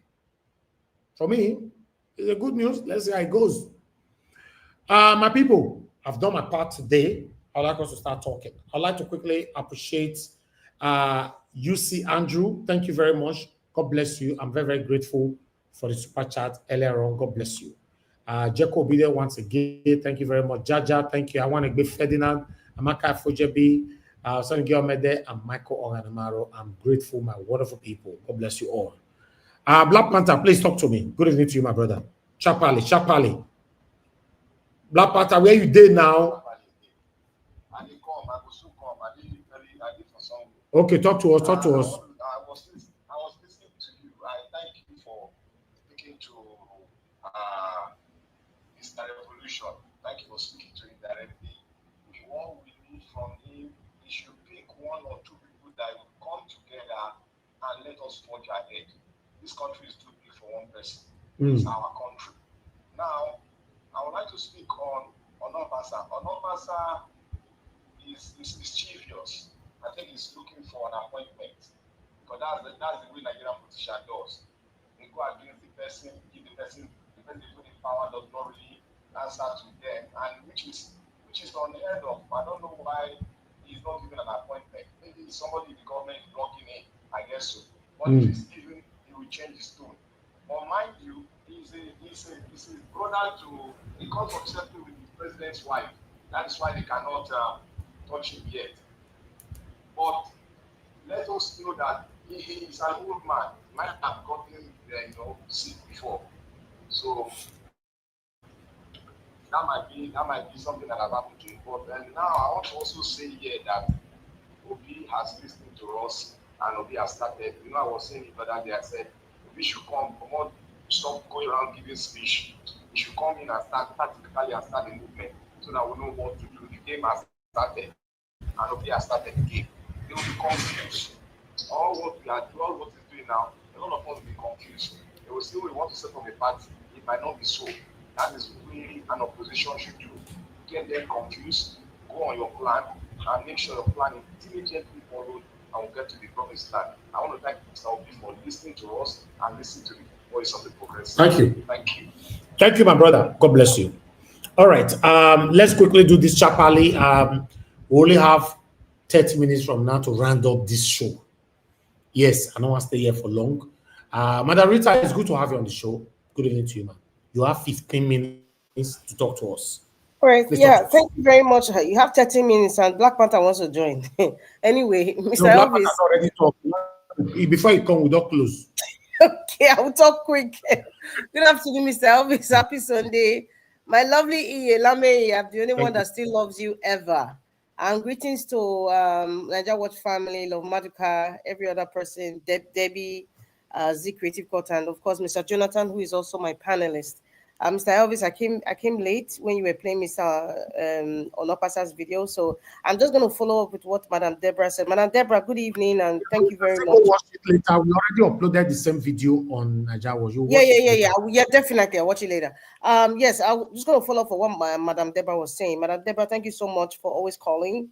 God will bless you, ma. Yes, regarding the show, you were talking. And I totally agree with you. But, there's one thing that I have seen, the difference between Shore and VDM now, because I don't even think at this time I want to compare Shore and Peter Obi, because they're not in the same league at all. Peter Obi is way, way ahead. What I've come to see is VDM has been talking, has been challenging, and he has also been reacting positively. I'm careful with my words. VDM has been talking and acting positively for the people. For the people. But what Shore has been doing, he's been talking, yes, selective talk. But he's doing this stuff for his ego. You see the difference? One person he's talking, but he's doing stuff, and the people are seeing it, and they even give him a title like the youth president, and he has claimed it, and because they are seeing his truth, they are seeing his stance, he's actively participating, actively investigating, and we're all seeing it. He's doing it for the people. But what you see the difference? And that's why if VDM and Shore stand today, I kid you not, it's only 1% that will stand with Shore. The 99% will stand with VDM. Because one has been talking and doing.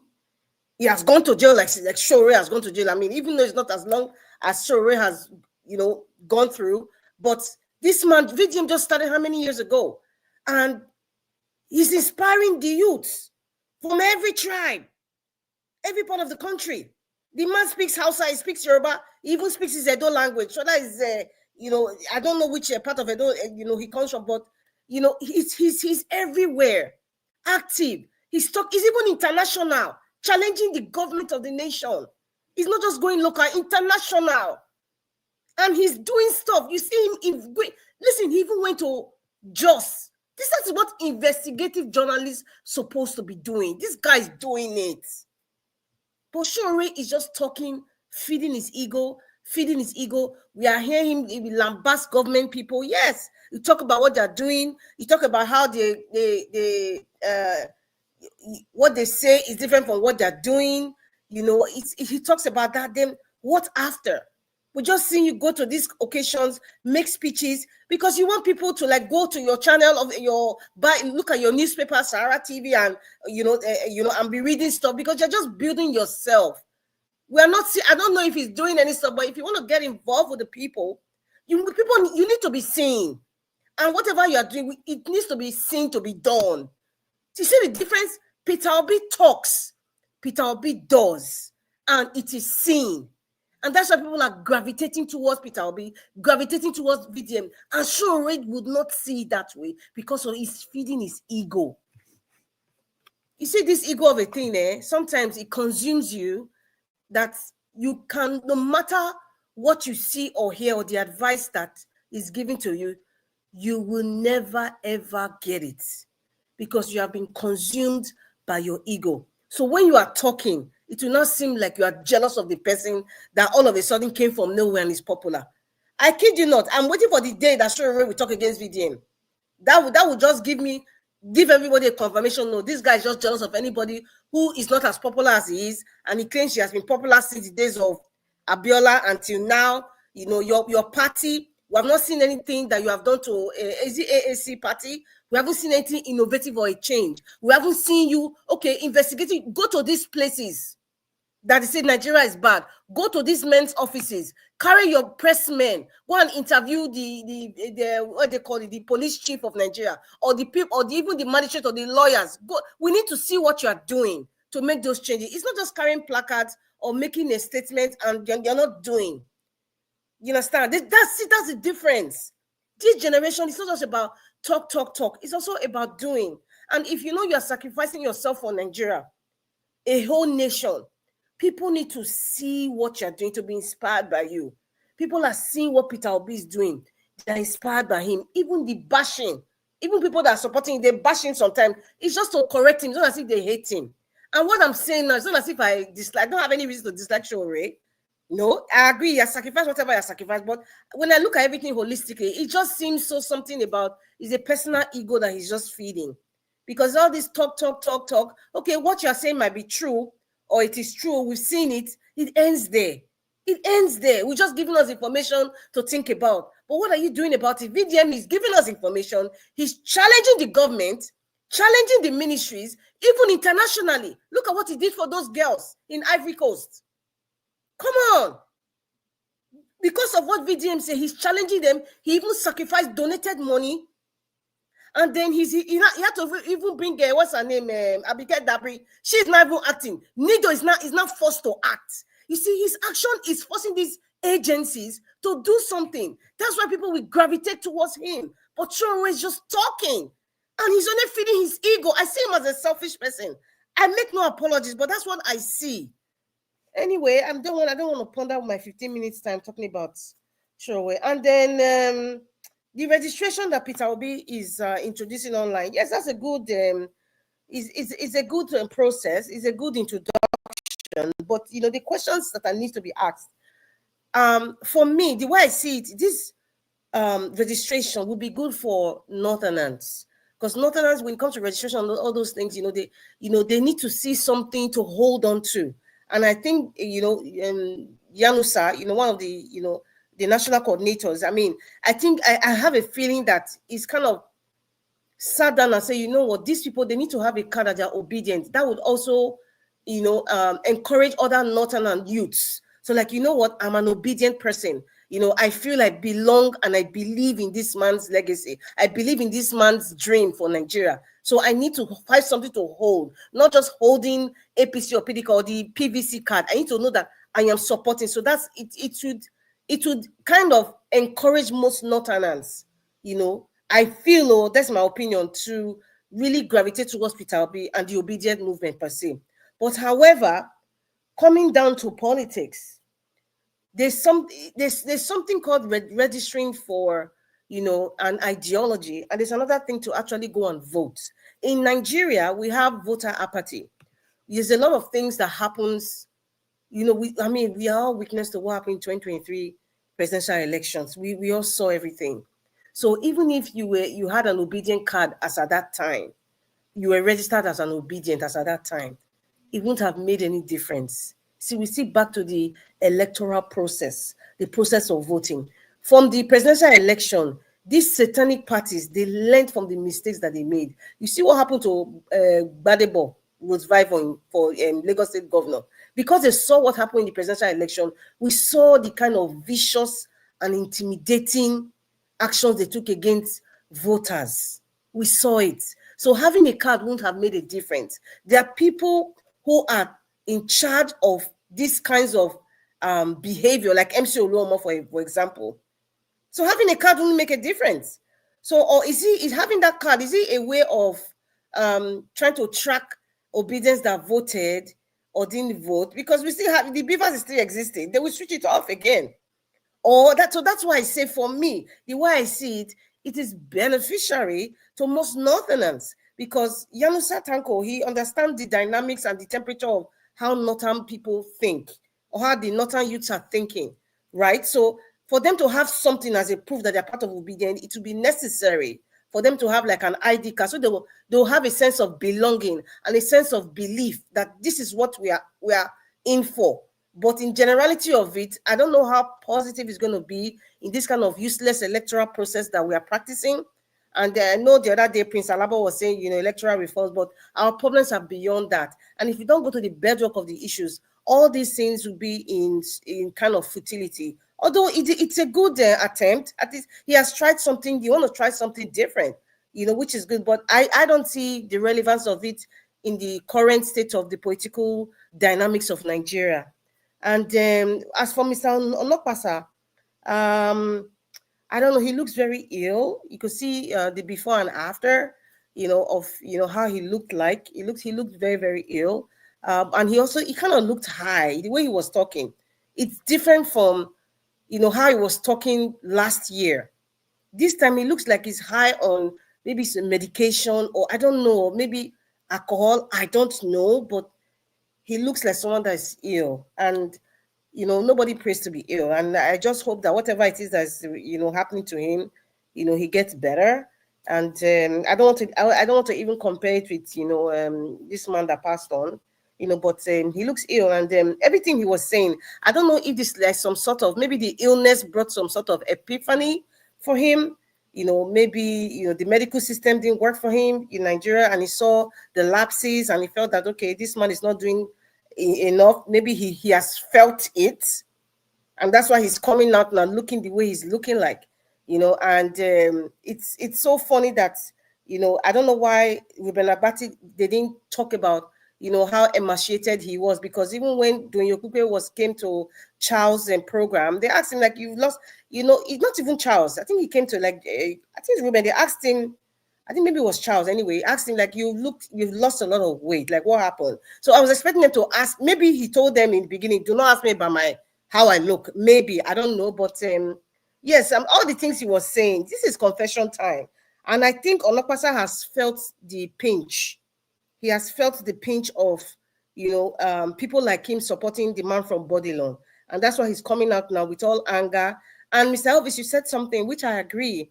If he was given a position now, in this Bats administration, would he have come out the way he's coming out now? I don't think so. There's somebody in Delta State, Gwamishu, the guy who's is an activist. I don't know if you heard about him, Mr. Elvis. He resigned as an SSA for Delta State governor. Oh, okay. I think I sent it to you. Okay. Anyway, he has resigned. This was 2 days ago. His resignation letter was written there. You know the guy now. Yeah, but you know the person I'm talking about. He has resigned as an SSA to Delta State governor. Yeah, and there's so many things really going on in Nigeria, and there's a video who resigned, Madam Rita.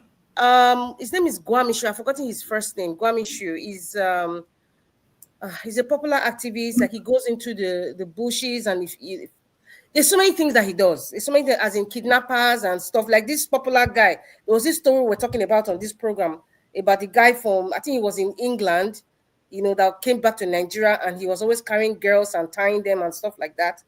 So this guy did the investigation. So anyway, Mr. Elvis, I think I'll try and find it. I don't know if I sent it to you. So it's a lot of things going on. So maybe it's some sort of epiphany for Onokpasa to come out and, warn, the man from Bodily. And I will say amen, that he's a one-term president. I want to say amen to that, to what Mr. Onokpasa said. And the fact I said we calculated it at the campaign council. We calculated 1 minute left. And he said Bat got less than 40% votes. So what happened to the 60% votes? Harrison Gwamishu, yes, that's his name. What he said? He said they would disgrace and humiliate the man for body loan. And that sounds very personal. There's something behind the scenes that we don't know yet, but eventually we'd know. Thank you very much, Mr. Elvis. I think I'm going to stop here for now. I appreciate the time. Thank you very much, Madam Rita. Thank you. God bless you. Thank you. Oga Jonathan, it's good to have you on the show. Good evening to you, sir. I will also give you 15 minutes.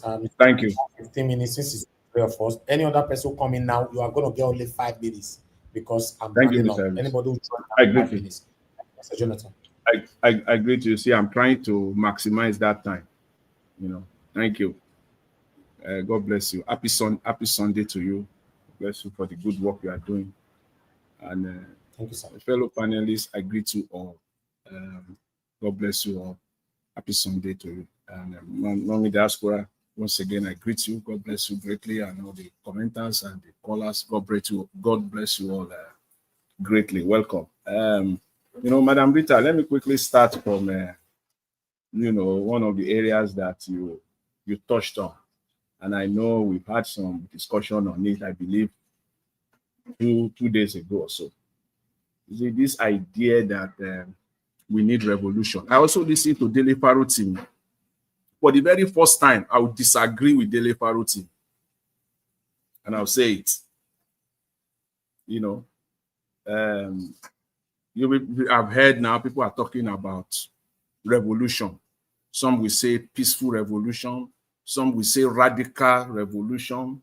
Some will even go to the extent of military takeover and all the rest of it. My question to you is this, very simple. Military takeover. If the military turn to full-blown dictatorship, not benevolent dictator, what will be your alternative? What plan? What will be the next move? Is it not to just sit down and enter house and take your fate, or you have to fight the same fight you are fighting now? I don't understand.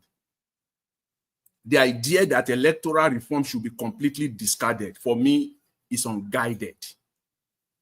We're talking of freedom, just to say it expressly. Freedom, that is what we're fighting for in Nigeria, because we are slaves, we are not citizens. And we are fighting for freedom. Simply put, that's everything we have put it all. The sum is the sum of it, the summary of what you and I, we are craving for, we are fighting for, is freedom.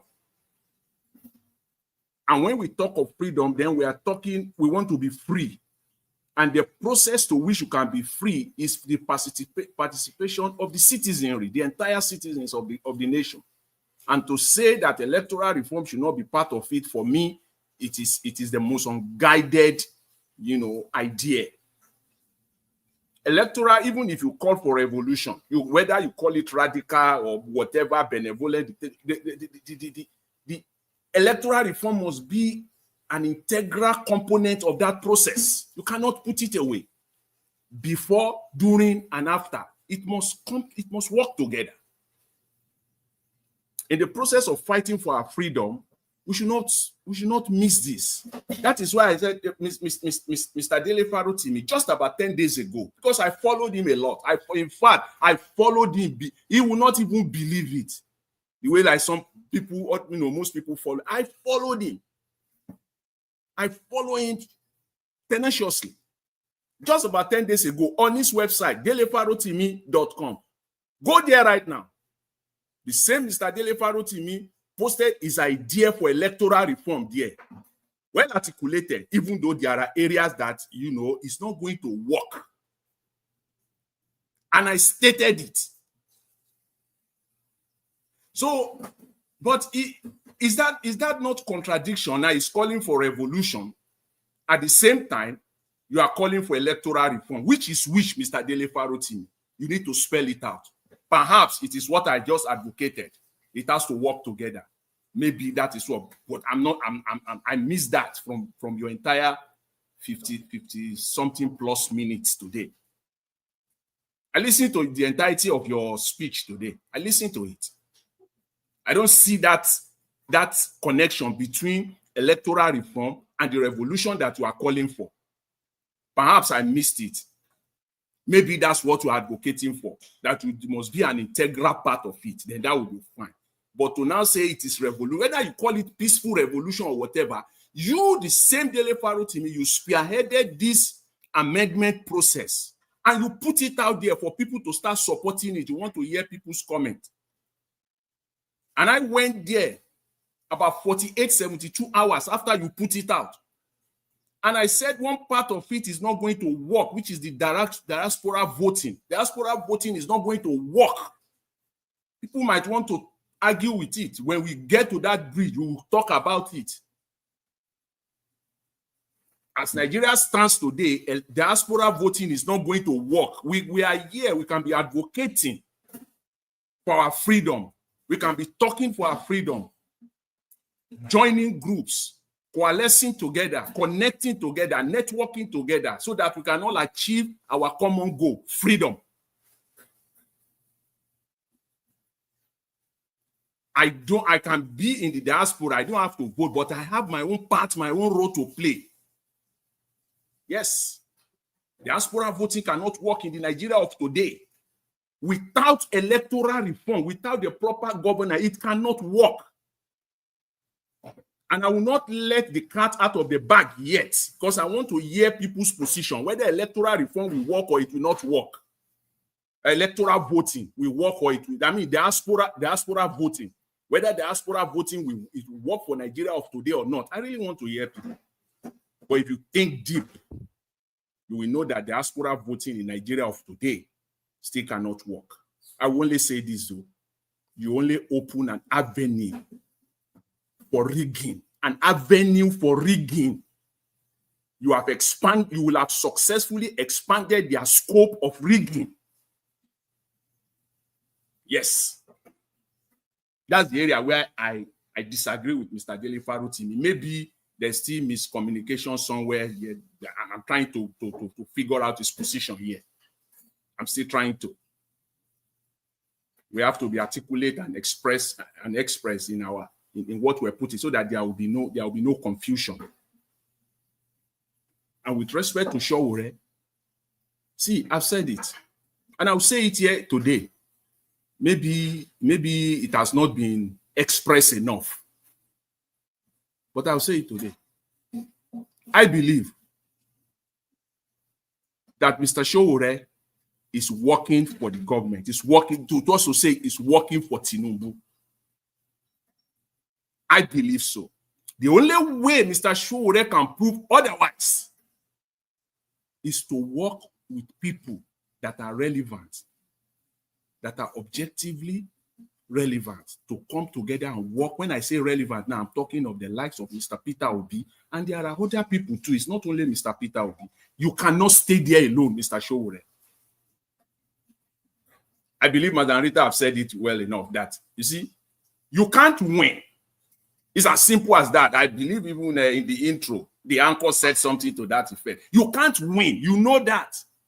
So perhaps you are doing this for some other things. For your ego. You just want to be getting the name, the international whatever exposure. I don't understand you. If you are fighting for the people, as it stands right now, your approach right now is a failure. It can't work. What are you trying to achieve? Just to be talking? Why you cannot connect with the people? The same man that you are going around all over the place with right now, the same guy that you are going all over the place right now, that is even in some instances is your lawyer and is still representing you in some cases right now. Deji Adeyanju was a former PDP member who contested to be the National Publicity Secretary of PDP from Kwara State. Why are you working with him? A strong PDP guy for over a decade. So anybody that has joined other party is a devil. You have to look into their antecedent. Look into the antecedent of people like Mr. Peter Obi. If you find any fault in him, bring it out. Let us know. So far as the last time I checked, I've not heard anything from you. The only thing I heard from you is that he has been is part of this, is part of the problem because he was once a former governor. Even if Peter Obi had been a former governor, but he is out now and is projecting himself. He continues to do that. He's bringing solutions. He has brought solutions. Counter it. Talk on issues. Everything that Mr. Peter Obi has talked about, bring your own idea that is contrary to it. Let's hear you out on each and every subject matter, on the economy, on security, electricity. You're not just to come out and talk, oh, there is no power in Nigeria, everybody is. No. Articulate your process, how you will achieve it for Nigeria. And then we can contrast it with Mr. Peter Obi's. You have not done that so far, Mr. Shore. You have not done that. All you are doing is, yes, you are highlighting the problems that we all know we are facing in Nigeria. And that is why you are getting the listenership. That is why people are listening to you. Because you are talking about the problems of Nigeria. But if you join the likes of Peter Obi today, you will even make Mr. Peter Obi better. You will make the likes of Dati better. You will make, in fact, Mr. Peter Obi will be 200% better. And that is what we want. Even if Mr. Peter Obi already has any premonition of any idea of trying to work with this evil, he will bury it right in the moment. Give him your conditions. Have a discussion. This is what I want. This is what I want. I heard about a week ago, somebody said something. I can't remember the platform where I heard it. He said, a Nigerian politician, the final test, the acid test of a Nigerian politician. Tell a Nigerian politician, especially those that are the M's, tell any one of them, name one appointment for me, and I will tell you who you are. Give me one appointment, and I will tell you who you are. That's all, and that is all it takes. You will know whether that appointment is based on religion, or that appointment is based on politics, or that appointment is based on tribal sentiment, or that appointment is based for the good of Nigeria. Let a Nigerian politician give you one appointment. You will know him from the day the day he was born to this moment. You will know everything about him. It takes only one appointment, not two. That is the test. That is the acid. Mr. Showore, you can go to Mr. Peter Obi and demand for things like this. So that you can you imagine you connecting? If you want to be, it's not about just being the president of Nigeria, because from all indication now, that's all you are. That's all you are fighting for. You just want to be the president of Nigeria. And I can tell you for a fact, me as a Nigerian, I'm a Nigerian. I'm from Ogun State, from Abeokuta to be precise. As Nigeria stands, you cannot become the president of Nigeria. And from what I have known about you, the history of Nigeria, the way the political process works in Nigeria, I don't think you are better than me. And I'm saying it here. This is not about anything else. Mr. Showore, you cannot become the president of Nigeria as it stands right now. In the next 2-3 electoral cycle, you cannot. But you can make it happen for yourself if you do the needful today. In the next 3-4 electoral cycle, you can emerge as the president of Nigeria. You need to do the needful. Let's just do what is needful, since everything we are all fighting for is our freedom. That's what we're fighting for. Because right now, for me, you are working for Mr. Tinubu. You got to prove people like me, or prove me wrong. Prove millions of Nigerians like myself, prove me wrong. And I will come out and I will say, yes, I said it. I was wrong. This man is correct. Prove me wrong. You are working for them to propagate yourself, because I don't understand. Okay, come 2027, you are on your own. Tinubu is still there. What have you achieved? You are still fragmented, separated. You are doing it on your own. The other people, Mr. Peter will be on his own. Everybody is doing it on his own. So what will you have achieved by then, Mr. Showore? Then you will just, the only thing is that you can see, you will continue talking. So you are the benefit. You are the only one that is benefiting. The people you are talking to, they are losers. Because you will continue your talking. You will continue to propagate yourself. People will continue to listen to you. Your platform will continue to get the exposure that you've been getting. So you are the benefit. You are the only one benefiting. You need to talk this to Mr. Showore. Please come to your senses and do the needful. Come to your senses and do the needful. And don't let the time is not on our side at all. And finally, with respect to Mr. Onokpasa, see, we all know the day his opposition to Tinubu started was the moment Mr. Tinubu appointed Daniel Bwala. You have been following the Nigerian Mr. Tinubu's, I'm trying to avoid, if you know me very well, I don't refer to him as, I just call him who he is, Mr. Tinubu. His opposition to Mr. Tinubu's government was the very day Mr. Tinubu appointed Daniel Bwala. So, Mr. Ono, yeah, thank you, Mr. Elvis. Let me just say this on Abati. Abati is in the group of what I would call stomach infrastructure journalists. You are having an interview, and your guest is providing information, is giving you vital information. A journalist, Mr. Abati, I started as a journalist, and I know you did not start as a journalist. Okay, but me, I started as a journalist. And I'm telling you, finally, see, if you are on a track and you are interviewing and your guest is giving you, stay on that line of questions. You dare not to deviate. You stay on that line of questioning.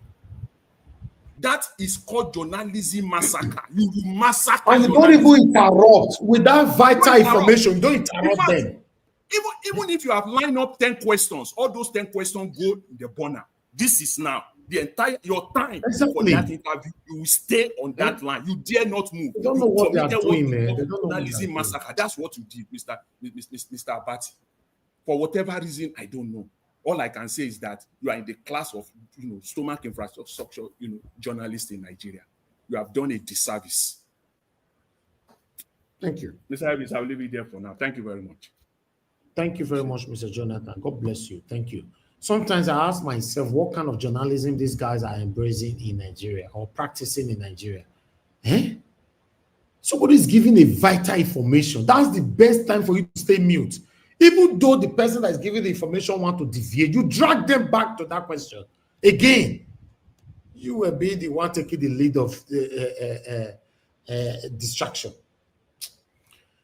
Mr. Duwa, it's good to have you. He was even disrespecting the man by saying that, oh, it's people like you that I'm doing. So he was referring to the man that it's people like him. That's disrespectful. Mr. Duwa, talk to us. Good evening. Thank you. Good evening, Mr. Nanjawash. Happy Sunday. Good evening, all the panelists. Thank you all. Happy Sunday. Good evening, Mommy Diaspora. Kada, Abukbel. Obeduzola Nohwa. Sinoru Nimam. Kovuma Simanyeme. Thank you very much. We are grateful. Good evening, all the commenters, listeners, and viewers, and those passerby. Thank you all. Well, Baba Jonathan, you forget that Ruben Abati is not, he was a spokesman of Goodluck Jonathan. So it's just project them to be distorting and convincing those people that want to allow the truth for Nigerians to know. That is why if you see when he's talking about Sowore, we talk and talk. If you talk about Peter Obi, we talk and see if those people they rub what we call Isan in the body. So it's not there because he wants people to hear the truth. He's sent there to work for against the Nigerians. That is who Abati is. He's working against the Nigeria. So that is why he's quickly rebuking the man not to open up more the, according to what they call the count of a womb or something, or injury or something like that. So he quickly destroyed the man. That is why he's deviating the man, telling the man that Tinubu has 60%.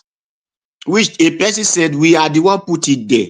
He said they just wait to split the vote of Peter Obi and Atiku. Person did not get up to 40% or highest 40%. So they split, but he said, no, we gave him 60%. So that is automatically tell you who they are. Well, Onokpasa have tell us the truth. He tried today for coming out to say that they put Buhari there, Tinubu there. That is where, what did they call our brother from River State that is causing problem in River now? Wike said it is not by your intelligence or by your capability or capacity. He said because it is just how Onokpasa said they will put you there. They know how to put you there. So, well, it will be the duty of Nigeria to say you cannot put anybody there for us. And that is why we said that time that Nigeria, as the result was announced, whatever o'clock you people said they announced it, when people awake, they will have awake in the street. So that will have made the judge or whatever know that Nigeria are not satisfied.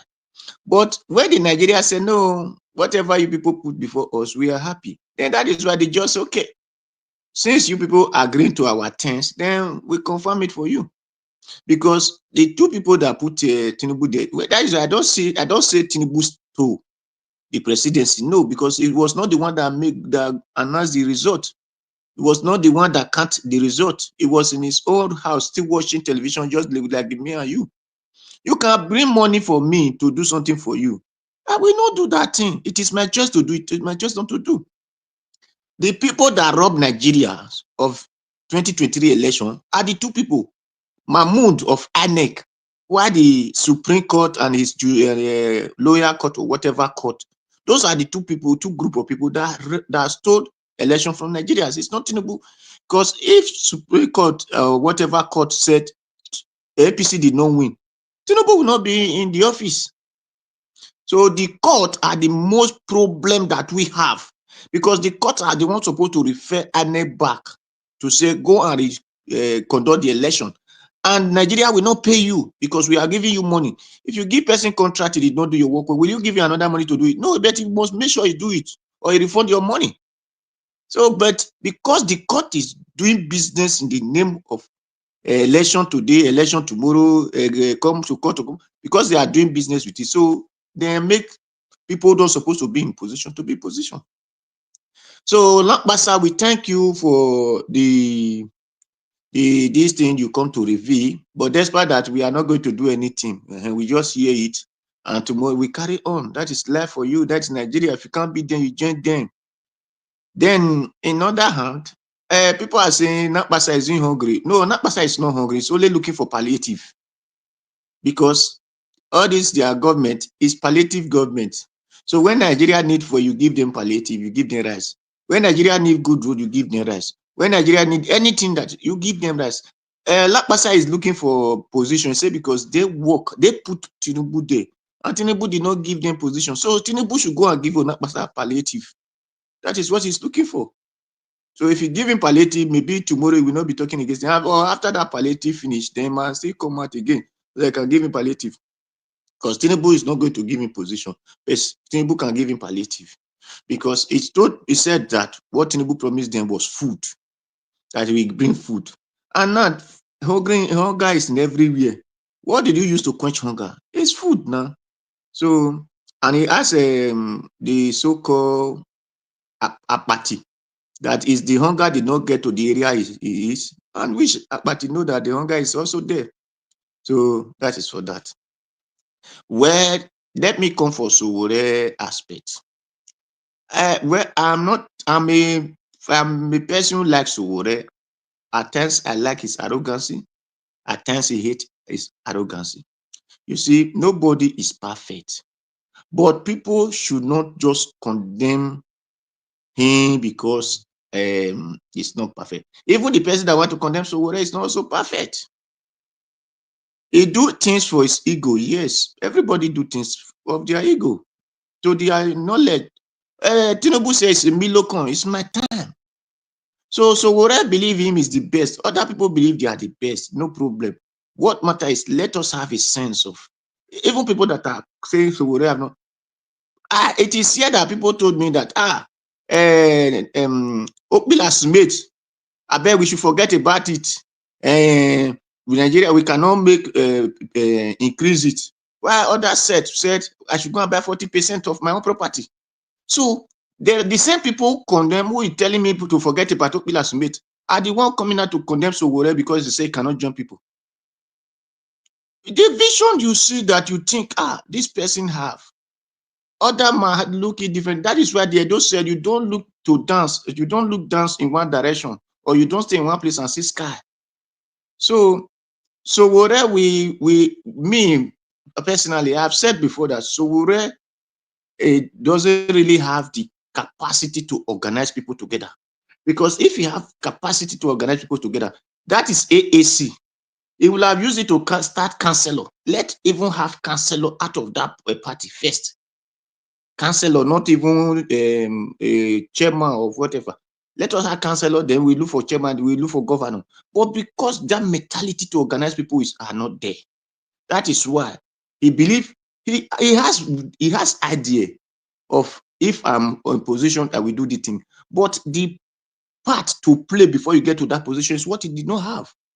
And that is where we, the Edo, said, if you say this wood is no good, it's so smoke, the other wood is no good, it's so smoke, then which wood are you going to cook with? You will not cook, because there is no wood you will put the fire that will not bring smoke. So since you say Peter Obi have right to you or reach out to you, it is your duty to know that, okay, this person, where I cannot close my party but I will still project you before Nigerians. And I have said it before, I said this several times. If I were to be Sowore during 2023, I would be the first person to project Peter Obi, since the Nigerians said this is what the youth said, this is what we want. And we are all looking for the same direction. It is only in Nigeria I see that so-called activists would be against another activist. Instead of them coming to and work together, you will see this activist say I'm the best. He will work him out. The other one will say I'm the. So how will something come out for such thing? Okay, my Nigerians, you people say you need Peter Obi. Okay, I join you people, but I cannot close my party because Peter Obi. And if I were to be Sowore, I would have not even contested in 2023.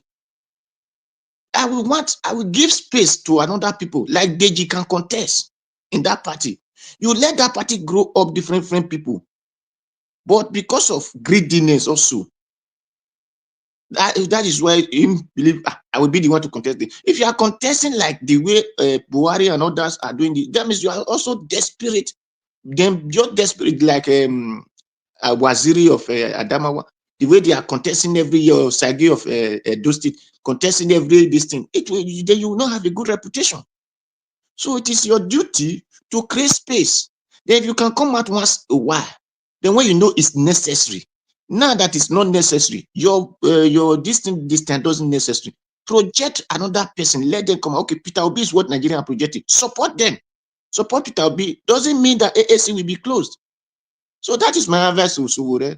Nobody know it all. Sowore did not know it all. But to him, he believed what his idea might be superseded. Well, no. Where the owner of computer stop, tomorrow another one start. When they start doing television, it was black and white. Before you know, they make it white. Later, they make television in the hand. Now we are now having television in our own hand. We call it a handset, whatever. That is the same television. So the idea of life doesn't finish. So where your idea, where you stop, other person will start. Work together with others so that you can have a better name, you can have a good reputation. And they can easily even put you in that position that you are willing to maintain. From that position, you can do it better. And tomorrow people will know that, really, this guy have a reputation. But for this time, you are outside talking. Yes, you talk, but the reputation can never be given to you because the position of Nigeria has been hijacked with bad people, with bad mind and bad brain, bad way of life. That is where person like you who have a good idea or who are willing to do that thing. Sir? Mr. Odua, sir, I can hear you. Nigerian politicians, they need to hire you as an advisor. You are a political strategist. They don't know. You are a political strategist. Thank you. So thank you. I don't know if my time is over. So for people like that, for me, I urge everybody to work together because you cannot really do it alone. Peter Obi cannot do it alone. That is why. And I want to also say for the people who thought that this obedience, it is for the North, he will benefit. No, or want to know, it is not that. 1 minute, sir. Okay, thank you. You know, I've been saying that Peter Obi should leave Labour Party and form a party since last year. I didn't, because I see this vision ahead. So Peter Obi now want to really know how people are in his support to make a party, because Abure have destroyed Labour. So we need like Sowore, Afarotimi, our brother, former senator of the Sokoto, what do they call it? Anyway, you Sani, like Alex Oti, so on and so forth, to bring out a party. But with this, their ID card, if it really is true to, they will enable them to know how much people support he has to form a party. That's only the way I see it. Not to come and say it is for the North or it's for the South. So that is only thing I can say. Thank you, Mr. Njowo. Thank you all. Thank you very much. Thank you, Mr. Odua. God bless you, sir. I appreciate you. Good evening to you once again. I appreciate every one of you right there. Please hold on, sir. Hold on. Thank you, Madam Moni Olagbi, and thanks for calling in, man. Good evening to you. Being a wife. Good evening, my Niger Watch family. How are we doing? It's good to be back. Thank you, everyone that heard of me. I read the message. Okay, please, how are you, sir? I'm fine, man. Thank you very much, man. Thank you for all you do for us. Mommy diaspora, I say bless you, Mama. God bless you, Mama. I love you, Thank you, Mommy. Thank you for all you do for us. My lovely panel is Esu. Hi, hey guys. I say hi. Oh God, Jonathan, well done, sir. Thank you, everyone. Today I'm so excited because I'm one of those people that believe in the new Nigeria. No matter what is happening, our nation will not go down. I'm here to just educate us a bit about the Obidient logo, the ID card, and everything. Since we launched our logo, I've changed my DP, both of my phones to Obidient, because I believe in a new Nigeria, and I believe in our principle that says a new Nigeria is possible. My people, I just want to plead with you. Anywhere you are, please go register. It is not for voting per se. What we are doing is, they say we don't have, what is it now? We don't have structure. So now we are trying to build our structure because we have learned so much from what happened in 2023. So now what we want to do is from every polling booth, if ever there's going to be an election, we're not talking about election now, we just want to know who we are. So in our street, in our ward, in our state, whatever, in our local government, we want to know the number of obedience that we have. The last time they complained that we did not have polling booth agents. So if I live in a street or in a community, with my council, I should be able to know the number of obedience I have in my polling booth. So if we have 100 of us, it will be so difficult for anybody to tell lies or standing at our polling booth, because the 100 of us at that polling booth, we're going to take a picture of our what's it called, of our report card, or what is it called that they use in Nigeria. Then from there we move on to our ward, to the local government, to the state, and everything. Everybody commended Dino Melaye for what he did that night.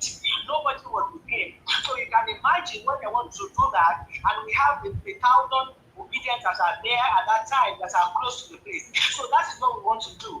We are building our structure so that we don't depend on any party that our principal eventually goes to give us what is it called now, all those agents. So every obedience in that place is an agent. So even if they switch off the beavers, nobody is going to the court this time. Our principal is saying it in a very subtle way, especially when he was in New York the last time. He said he's not going to do the same thing. So, but we have to be ready for what is going to happen in Nigeria. If there's going to be an election, obedience will not be missing. If there's not going to be an election, we have our movements that are going to be the ones that will be against the government and start talking about the things that is not right about our government. So no matter the way you look at it, it's a win-win for us that we live in a new Nigeria, because we know a new Nigeria is possible. So please, we are counting down. Guys, thank you so much for putting it down. The countdown, once the website opens, no matter who you are, if you are obedient and you live in Nigeria, and you have Mr. Peter Obi as your principal, please register, so that we can know the number of obedience that we have, and we shall be able to know the things to do to move Nigeria ahead, as our principal has said it. Wherever he goes, we go. A new Nigeria is possible. This is the message that applies for us now, because everywhere we are trying to sanitize ourselves to have a sense of belonging. If you say you don't want to do politics, like Aisha would say, the less educated is the one that will rule us, like what we are seeing now. We first of all had one that did not have a certificate, good pharmacy certificate, and we have one that didn't even go to school at all, that attended a school that was not built and that graduated. You know what I'm talking about. We cannot continue like this in Nigeria. Nigeria needs to move forward. The best of us is supposed to be leading the best of us. So my people, I've just come to let you know that please tell your people back in Nigeria that they should please, if they are obedient, they believe in Obi. When the Obi side is not going to be president, but it's going to see a new Nigeria. So every member of the obedient, we are well-meaning Nigerians that want to see a new Nigeria. Madam Obi herself is saying she has leadership school, that she has young people that she's training to come out and good leaders in Nigeria. So my people, we cannot sit down and begin to watch what is going on in our nation, Nigeria. Everybody is outside Nigeria because that place is more conducive. It is not safe. I want to go back home. I'm going older. So we need to start building our nation so that we can go back to Nigeria. Please, I want to beg you. It's the modality to keep coming as we keep going. So please, when the website launches, click on, register, tell your people we are going to be the structure that will be needed. We are going to do our things ourselves, and we are going to make sure we follow on our results to verify it needs to be. Nobody is going to be caught. They've showed up perfect. Atarodo, like Ogaya used to say it, and we are still rubbing our eyes. But I want to promise you, next election, if there's going to be anyone, it's not going to be the same way it has been. Obi is not weak. Obi is a smart person. He knows what he's doing. It is a step at a time. So our structure, we are building. My people, let us continue to build. God bless you all. I love you. I need to go back to work now. Thank you, man. Thank you. I just said let me say this because this is what concerns all of us. We believe in Nigeria, and Nigeria will rise again. Thank you very much. You, I love everybody. I keep listening. Bye for now. God bless you, man. Thank you so much. God bless you. Thank you. All right. Thank you very much, everyone. Mr. Ifeanyi, thanks for calling in, sir. Good evening to you. It's been a while. Yes, sir. It's been a while. It's good to hear from you. Talk to us, sir. Good evening to you. Good evening, Elvis. Good evening, everybody in the house and all the people in the comment section. I've not been around for a while. Nigeria happened to me. I lost my only remaining sibling and a sister. Oh, wow. Due to the rot in our medical system. So sorry. But all the same, we thank God. All I'm saying this time around is that all these things that are happening all over the nation, all these governments, all these selfish people trying to run into APC or into this place or that place just for their personal gain, just to retain their position. 2027 will be between them and Nigerians. The time is up, and we are all waiting for this thing that Peter started. It will be. I commend him because it's good to actually take stock and know really who and who are standing with you. And we are all ready. The moment they open up that portal, we are all ready to go there. Because we need this change in this Nigeria. We have tried to see if these people will have a change of heart, but nothing is happening. So it will be between them and Nigerians in 2027. And by God's grace, we will achieve that. Thank you, sir. Continue the good work. God will continue to bless you and your household. Amen. Thank you very much, sir. God bless you. Accept my sympathy. I appreciate you all, my people. Thank you very much, Kingsley Ogerahi, for the support. I'm very, very grateful. God bless you. Thank you. And for those of you who are joining us right now, I'm reposting the link again so that you can join the queue for the countdown. The link I've just been reposted. Join the queue so that you can visit the site and see how it goes from there. But meanwhile, I'd like us to move on right now. Let me call on Black Panther. Black Panther, you're the last on the panel. You have 5 minutes. Good to you. You have 5 minutes. No talk that one. Minutes. If you don't want me to talk, just tell me something I not talk. No, now wait till I talk. Say I want just give your order. Say I not go talk so that you go know say you infringe on human rights. If you want to claim it today here, that you want to infringe on my right, then I will stand by it. I tell you your right now. Tell me. So that I will address you as a human right abuser whenever I come to the channel. So do you accept it? You have 8 minutes. Go ahead. They gag you, Mr. Elvis. They gag you. I'm a prosecutor now. I just dealt with him now. Okay, go ahead, man. The next 6 minutes for your 8 minutes. Go ahead. See you. Who are you? Mahmoud. I want to thank everybody. I've been listening to everybody. I just want to say thank you to everyone that has been speaking. And we should not be faster than our shadow at times, As the event goes on, we should monitor events and try to, really put it on our round table at home or wherever we put in our thinking room, think over what is going on, because we don't need to be throwing things. No, that's not how it goes. That's not how politics goes. We have to really look. There's a dimension now, dimension of Obi. We should hold on with that and think so that we can see ahead. Let's think from the mountaintop, like I usually say. I want to thank Mommy Diaspora and my fellow panelists and all of that protocol, honorably observed. I want to start by going on Mr. Revolution. I like calling him Mr. Revolution because he brought it up. I will always tag him with that. Sure, Mr. Revolution. You see, that was a good move. And I understand that move. That is what we need. Because we have sat down and really analyzed the whole Nigerian mentality, Nigerian political mentality. Like as I've said, always said they will never change. And how do you change a man that refuses to change? It has to be a radical change. And when you are thinking about that revolution also, the reason why we brought it up is because of the mindset of an average Nigerian. So the mindset of an average Nigerian, the mindset of Nigerian politicians made us to realize that if we want to go for what Mr. Jonathan is saying, it might not be possible because these politicians give birth to their own generation too, which will now take us longer way.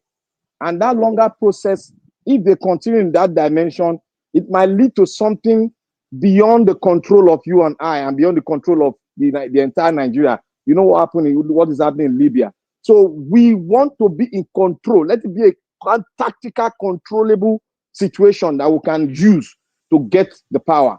So when you say our uncle that spoke about the revolution, he has sat down. And when you believe in, maybe you first of all believe in this, what they call it, the electoral law. Somebody forced me here to believe in electoral law because I brought the way we can move ahead. But the argument, the security of the argument now made me to subside and say, okay, let me follow this one. Yes, a good move. We don't have another, let's go on this one too. It might be because I brought two ways which we can get it. Now, a man have investigated. You know, he's a lawyer of repute and he can investigate things. He can analyze it. He goes to a thinking room and see it and meet with other people before he now run a conclusion. He's a researcher too. He writes books, he research. So he must have gone into his enclave and discuss and think about it and look at the atmosphere that we have in Nigeria and the mentality of Nigerian politicians. We cannot get it through electoral law, no matter how you push it, because those people that push for the removal of the military are in the government now, and they are doing what they said the military was doing. They are doing it now. So how do you move those people out? It's through a radical change. There's no two ways. It's a radical change because radical change might be in different dimensions, but it's still a sort of revolution. But it might be in different dimensions which is under control and cannot explode. So those are the kind of things we are foreseeing, and we have to make arrangement. And that is a good plan. But when you say you want to go through this electoral law, it's before you can attack what our uncle said. You yourself, you have to go and make a good research. One, the mentality of Nigerian politicians, they will never change. Two, the people. And three, the diasporans. You have to look into all those things and found a way. He has looked into it and found a way, and that is the only way. And I believe in what he has said because that is what I postulated before the strong argument of electoral law. I have to come down and follow the will of the people. Now, Shore on his own part. You know, I brought a red flag on Shore at the beginning. That red flag is still standing, but I had to give him a speech, which Nigerian gave to him. I believe he went into that speech. I believe he ignored it. You see, when a man is filled with ego, he ignores the voices of wisdom. And what will be his end point? His end point will be self-destruction. It will self-destruction. Black Panther, you have 1 minute left. 1 minute. Okay. It will lead to self-destruction. Yes, I hear you. Thank you. It will lead to self-destruction. So there is a red flag. I cannot remove that red flag from Shore. I have not really ascertained whether it's working for Agbado, but that is where my investigation is going to, and that's where I've started from. And for you to say that you might not be wrong, but let's continue on it because we are trying to move him over, and all the what he needed to do, we have been saying it out, but he refused because of his pride and ego. And if he continue on it, it's going to lead to self-destruction. And I will say to him, we need him more. We need more people like his like mine into the enclave so that we can be formidable when we are going radically on the issue. Because Shore can play a big role. That is why P.O. brought a green leaf to him to come into the fold so that we can think together. Because PO is not selfish in terms of reasoning and in terms of planning. You have to come into the fold. Let's plan together because we have the same ideal. And that ideal is to see Nigeria a great country, see a Nigeria that moves forward, see a Nigeria that follows rules of law. So these people have your same idea, but you are saying something which I'm still going through that thing you said online. I'm still going through it. And you know the interview you said where you accuse one of your close pally who is an Obidient. You accuse him for breaking the rank and file when you guys were having a plan. I'm still going through that thing that you said so that we can know where you stand, because you cannot be an island and say everybody is dirty. No, but everybody cannot be dirty. We are 250 million people in Nigeria. We can not all be dirty. So the one that comes out that are clean, we take him, and we are taking Peter Obi. And for Madam Rita, please, just 10 seconds, Nigeria watch. You see, let's not overshoot. Let's watch the event, but keep in mind what you have spoken and what you believe in. Let's watch the event. Mr. Obi has started something that we can go and analyze it, think over it, and see whether it will move forward, whether it will garnish the kind of potential power that we need for that radical change, so that Nigeria can go there and do the same thing the Agbadorians did to them during the election. If we have to fight them with the same kind of style, advanced style than what they do, we have to surpass them. So if Obidient have started, PO have started with something, it's good. How do you garnish the North? This is the system. Get them instead, because you cannot get everybody in the North, but you have to, take a lot of them from the North so that they can believe in your ideal, because we have a lot of Northern brothers that believe in our ideal, which are following Obidient very well. And they are going to preach with them with all those things. We can garnish them. Let's see what they can do. But we know that our conclusion to the whole thing is that we need a radical movement that can take the power from this wicked politician that we have. That radical movement, we can start it from anywhere. We can get it through any platform. We can get it through anything. If PO is not there, it's not the person, but PO is preparing ground for it. So we should thank him for preparing the ground for the movement to be radical enough to take power. But I want to say something. We cannot build our strength on a foundation that is not good. So we have to do something about our foundation. If this is the process, let's go ahead with it. But if this will not work, if we investigate that this will not work, let us shift and let us move on and do other plans that we need radically to take this power on. So Nigeria Watch, Otuaka for you. May God bless you. All right, Black Panther, thank you very much, my brother. I appreciate you. And for those pursue you since now, the diaspora say, I give you more minutes. I go carry you go court now. I'm a lawyer. I forgot to weigh you for one corner since you know everything now, But nevertheless, I appreciate your wonderful submission, my brother. I appreciate you coming in. At least you called in. You also come to the panel to give your submission. Everyone on the panel are giving their submission. So let's do our 2 minutes so that we can round up. Madam Rita, we're back to you again. Just 2 minutes. Thank you, Mr. Elvis. I still believe that 2027 will be a waste of time in terms of voting for presidency. I do not believe it will make any changes, radical change in Nigeria. And I'm still going to be preaching it out. Please do not waste your time going to vote in 2027. I am saying this not because I am not, or not because I want to be negative in some way or to just, cast aspersion that it's not going to work. Because I have looked at the ingredients that would make this radical change. And voting, taking the PVC, if it's the PVC we're going to use eventually in 2027, and going to vote and all that, it still would not work. Because the powers that be, the institutions that would have made the voting legal and in a sort of way make people have a sense of belonging in the country, they would not let you. So what is the point? I commend Peter Obi for going digital because We're all in the digital age, and any forward-thinking leader will think digital. And I'm happy he's doing this. And the people who have created this program, I pray that it doesn't crash, because I know a lot of people are waiting, including the demons and the satanic cousins of Lucifer will be waiting as well. And all the so-called hackers will be waiting as well to crash this thing.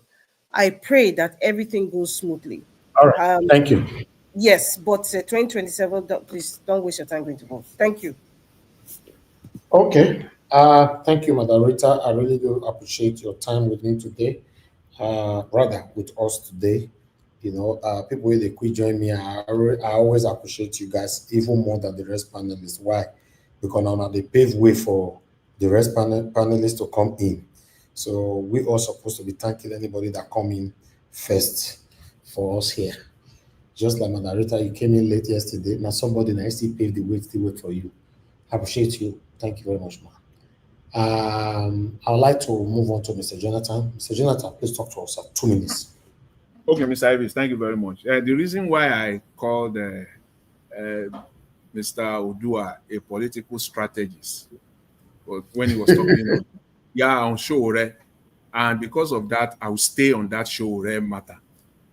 You see, can somebody tell me? No, Mr. Ivis, it's a question. Let me direct the question to you. You will stay on Showore matter. Yes, let me stay on it. See, I have a question for you, Mr. Ivis. You. Maybe you please, it's for you specifically. Do you think a politician in Nigeria, if elected under the platform of Showore's party, would dare to deflect? Do you think if a politician, any politician like yes. Say for example, a politician under that is party AAC is elected to be House Rep or Senator, will now dare to deflect? I can answer that question. Showore doesn't know the power that he carries. If he's a political, that is why I say he's more of an activist than a politician. Talk less of even being a political strategist. Thank you. You have answered the question. Thank you. If you are a political strategist, you will walk your way. Connect. See, that is what politics is all about. If Showore brings candidate out, for example, for Senate seat and House of Rep seat, and he work with Peter Obi, Obedience will go to the poll. They will vote one side for Mr. Peter Obi, and they will vote for Showore's candidate for the House of Rep. That is what is called collaboration. Before you know it, Showore will have 20, 30 House of Rep members. I beg, Mr. Jonathan, you need to go into politics. You are giving strategies. Thank you very much. This is how Showore you don't know what you have. Proper analytical strategy.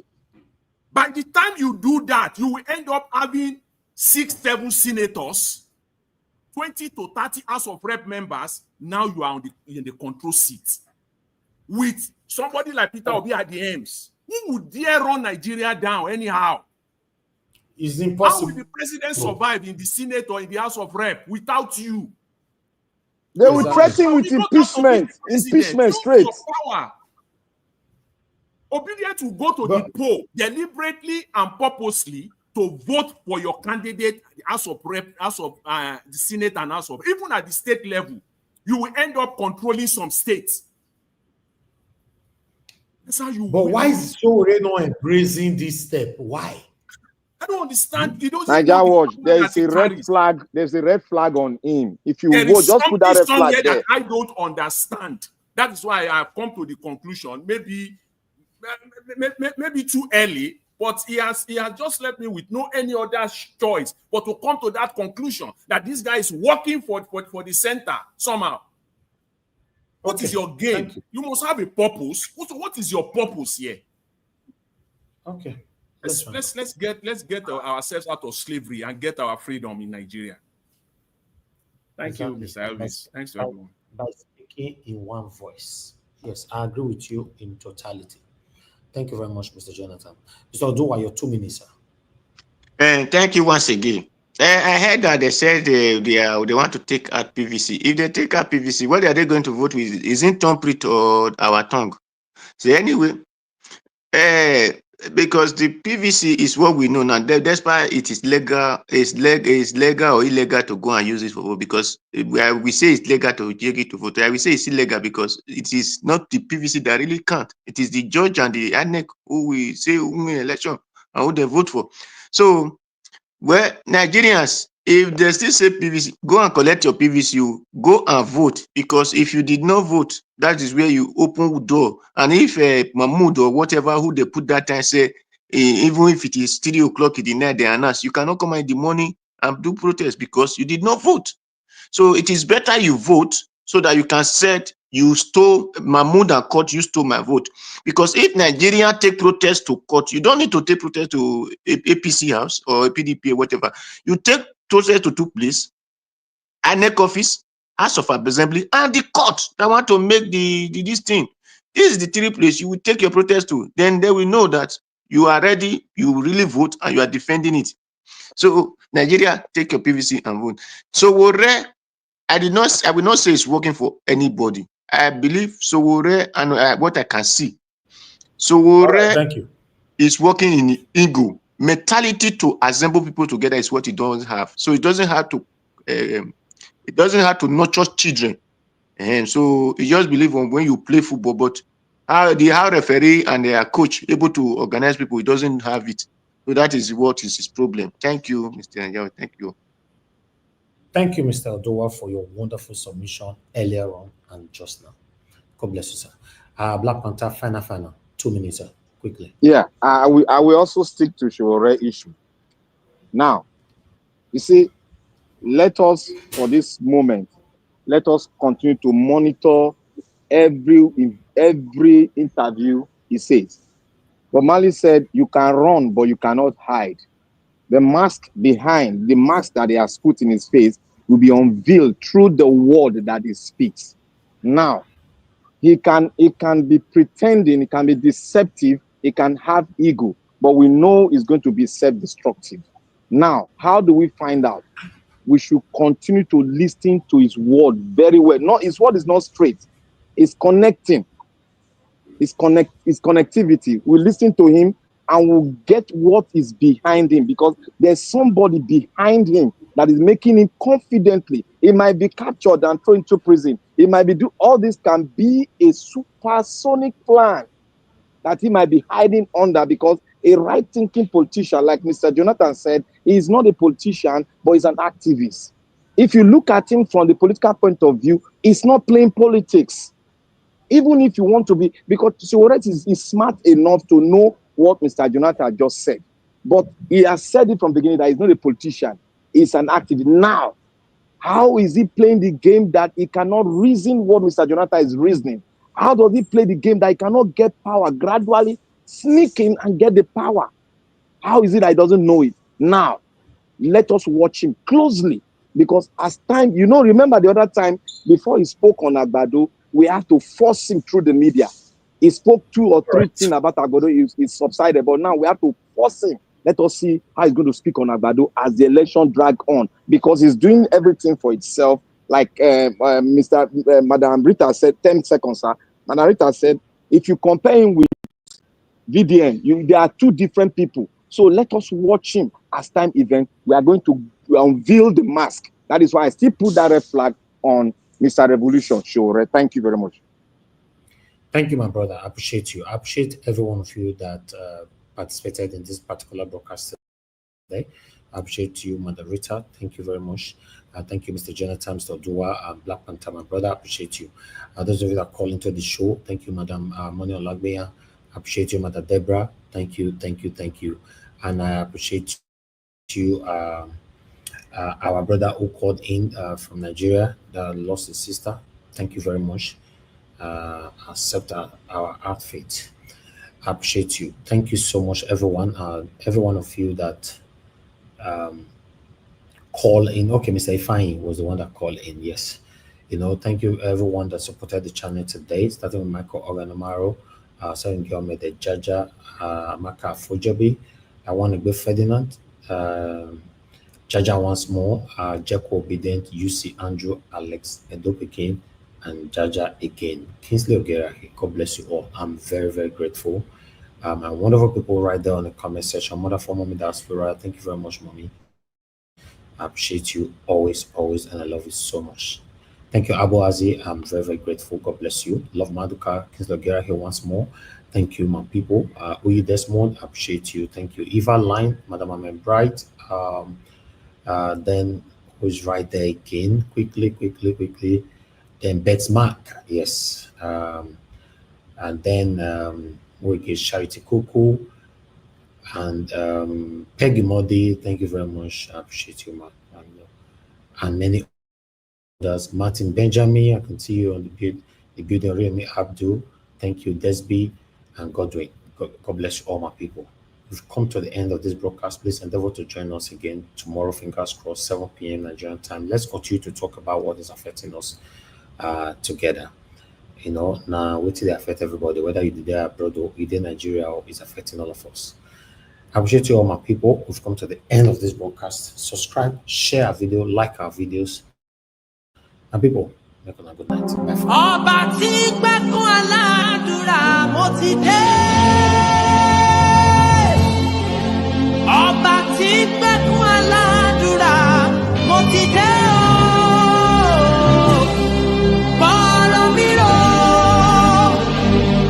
gbèjà mi jà o, má jẹ́ gbàgbà tí àdúrà o. Bọ́ọ̀lù mi rò, gbèjà mi jà o, má jẹ́ gbàgbà tí àdúrà o. Ọba tí gbẹ́kún aládùúrà mo ti dé.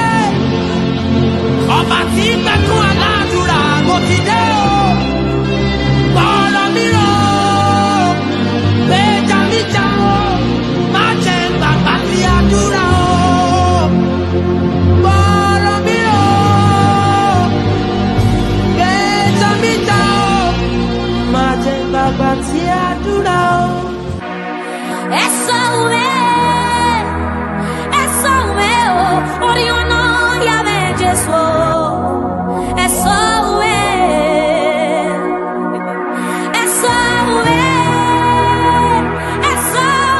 o, orí ọ̀nà yàrá Jésù o.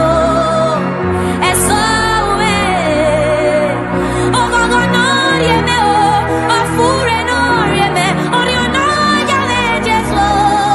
Ẹ sọ òwe, ọgọgọ náà rí ẹmẹ o, ọfúre náà rí ẹmẹ, orí ọ̀nà yàrá Jésù o. Ẹ sọ òwe, ẹ sọ òwe o, orí ọ̀nà yàrá Jésù o.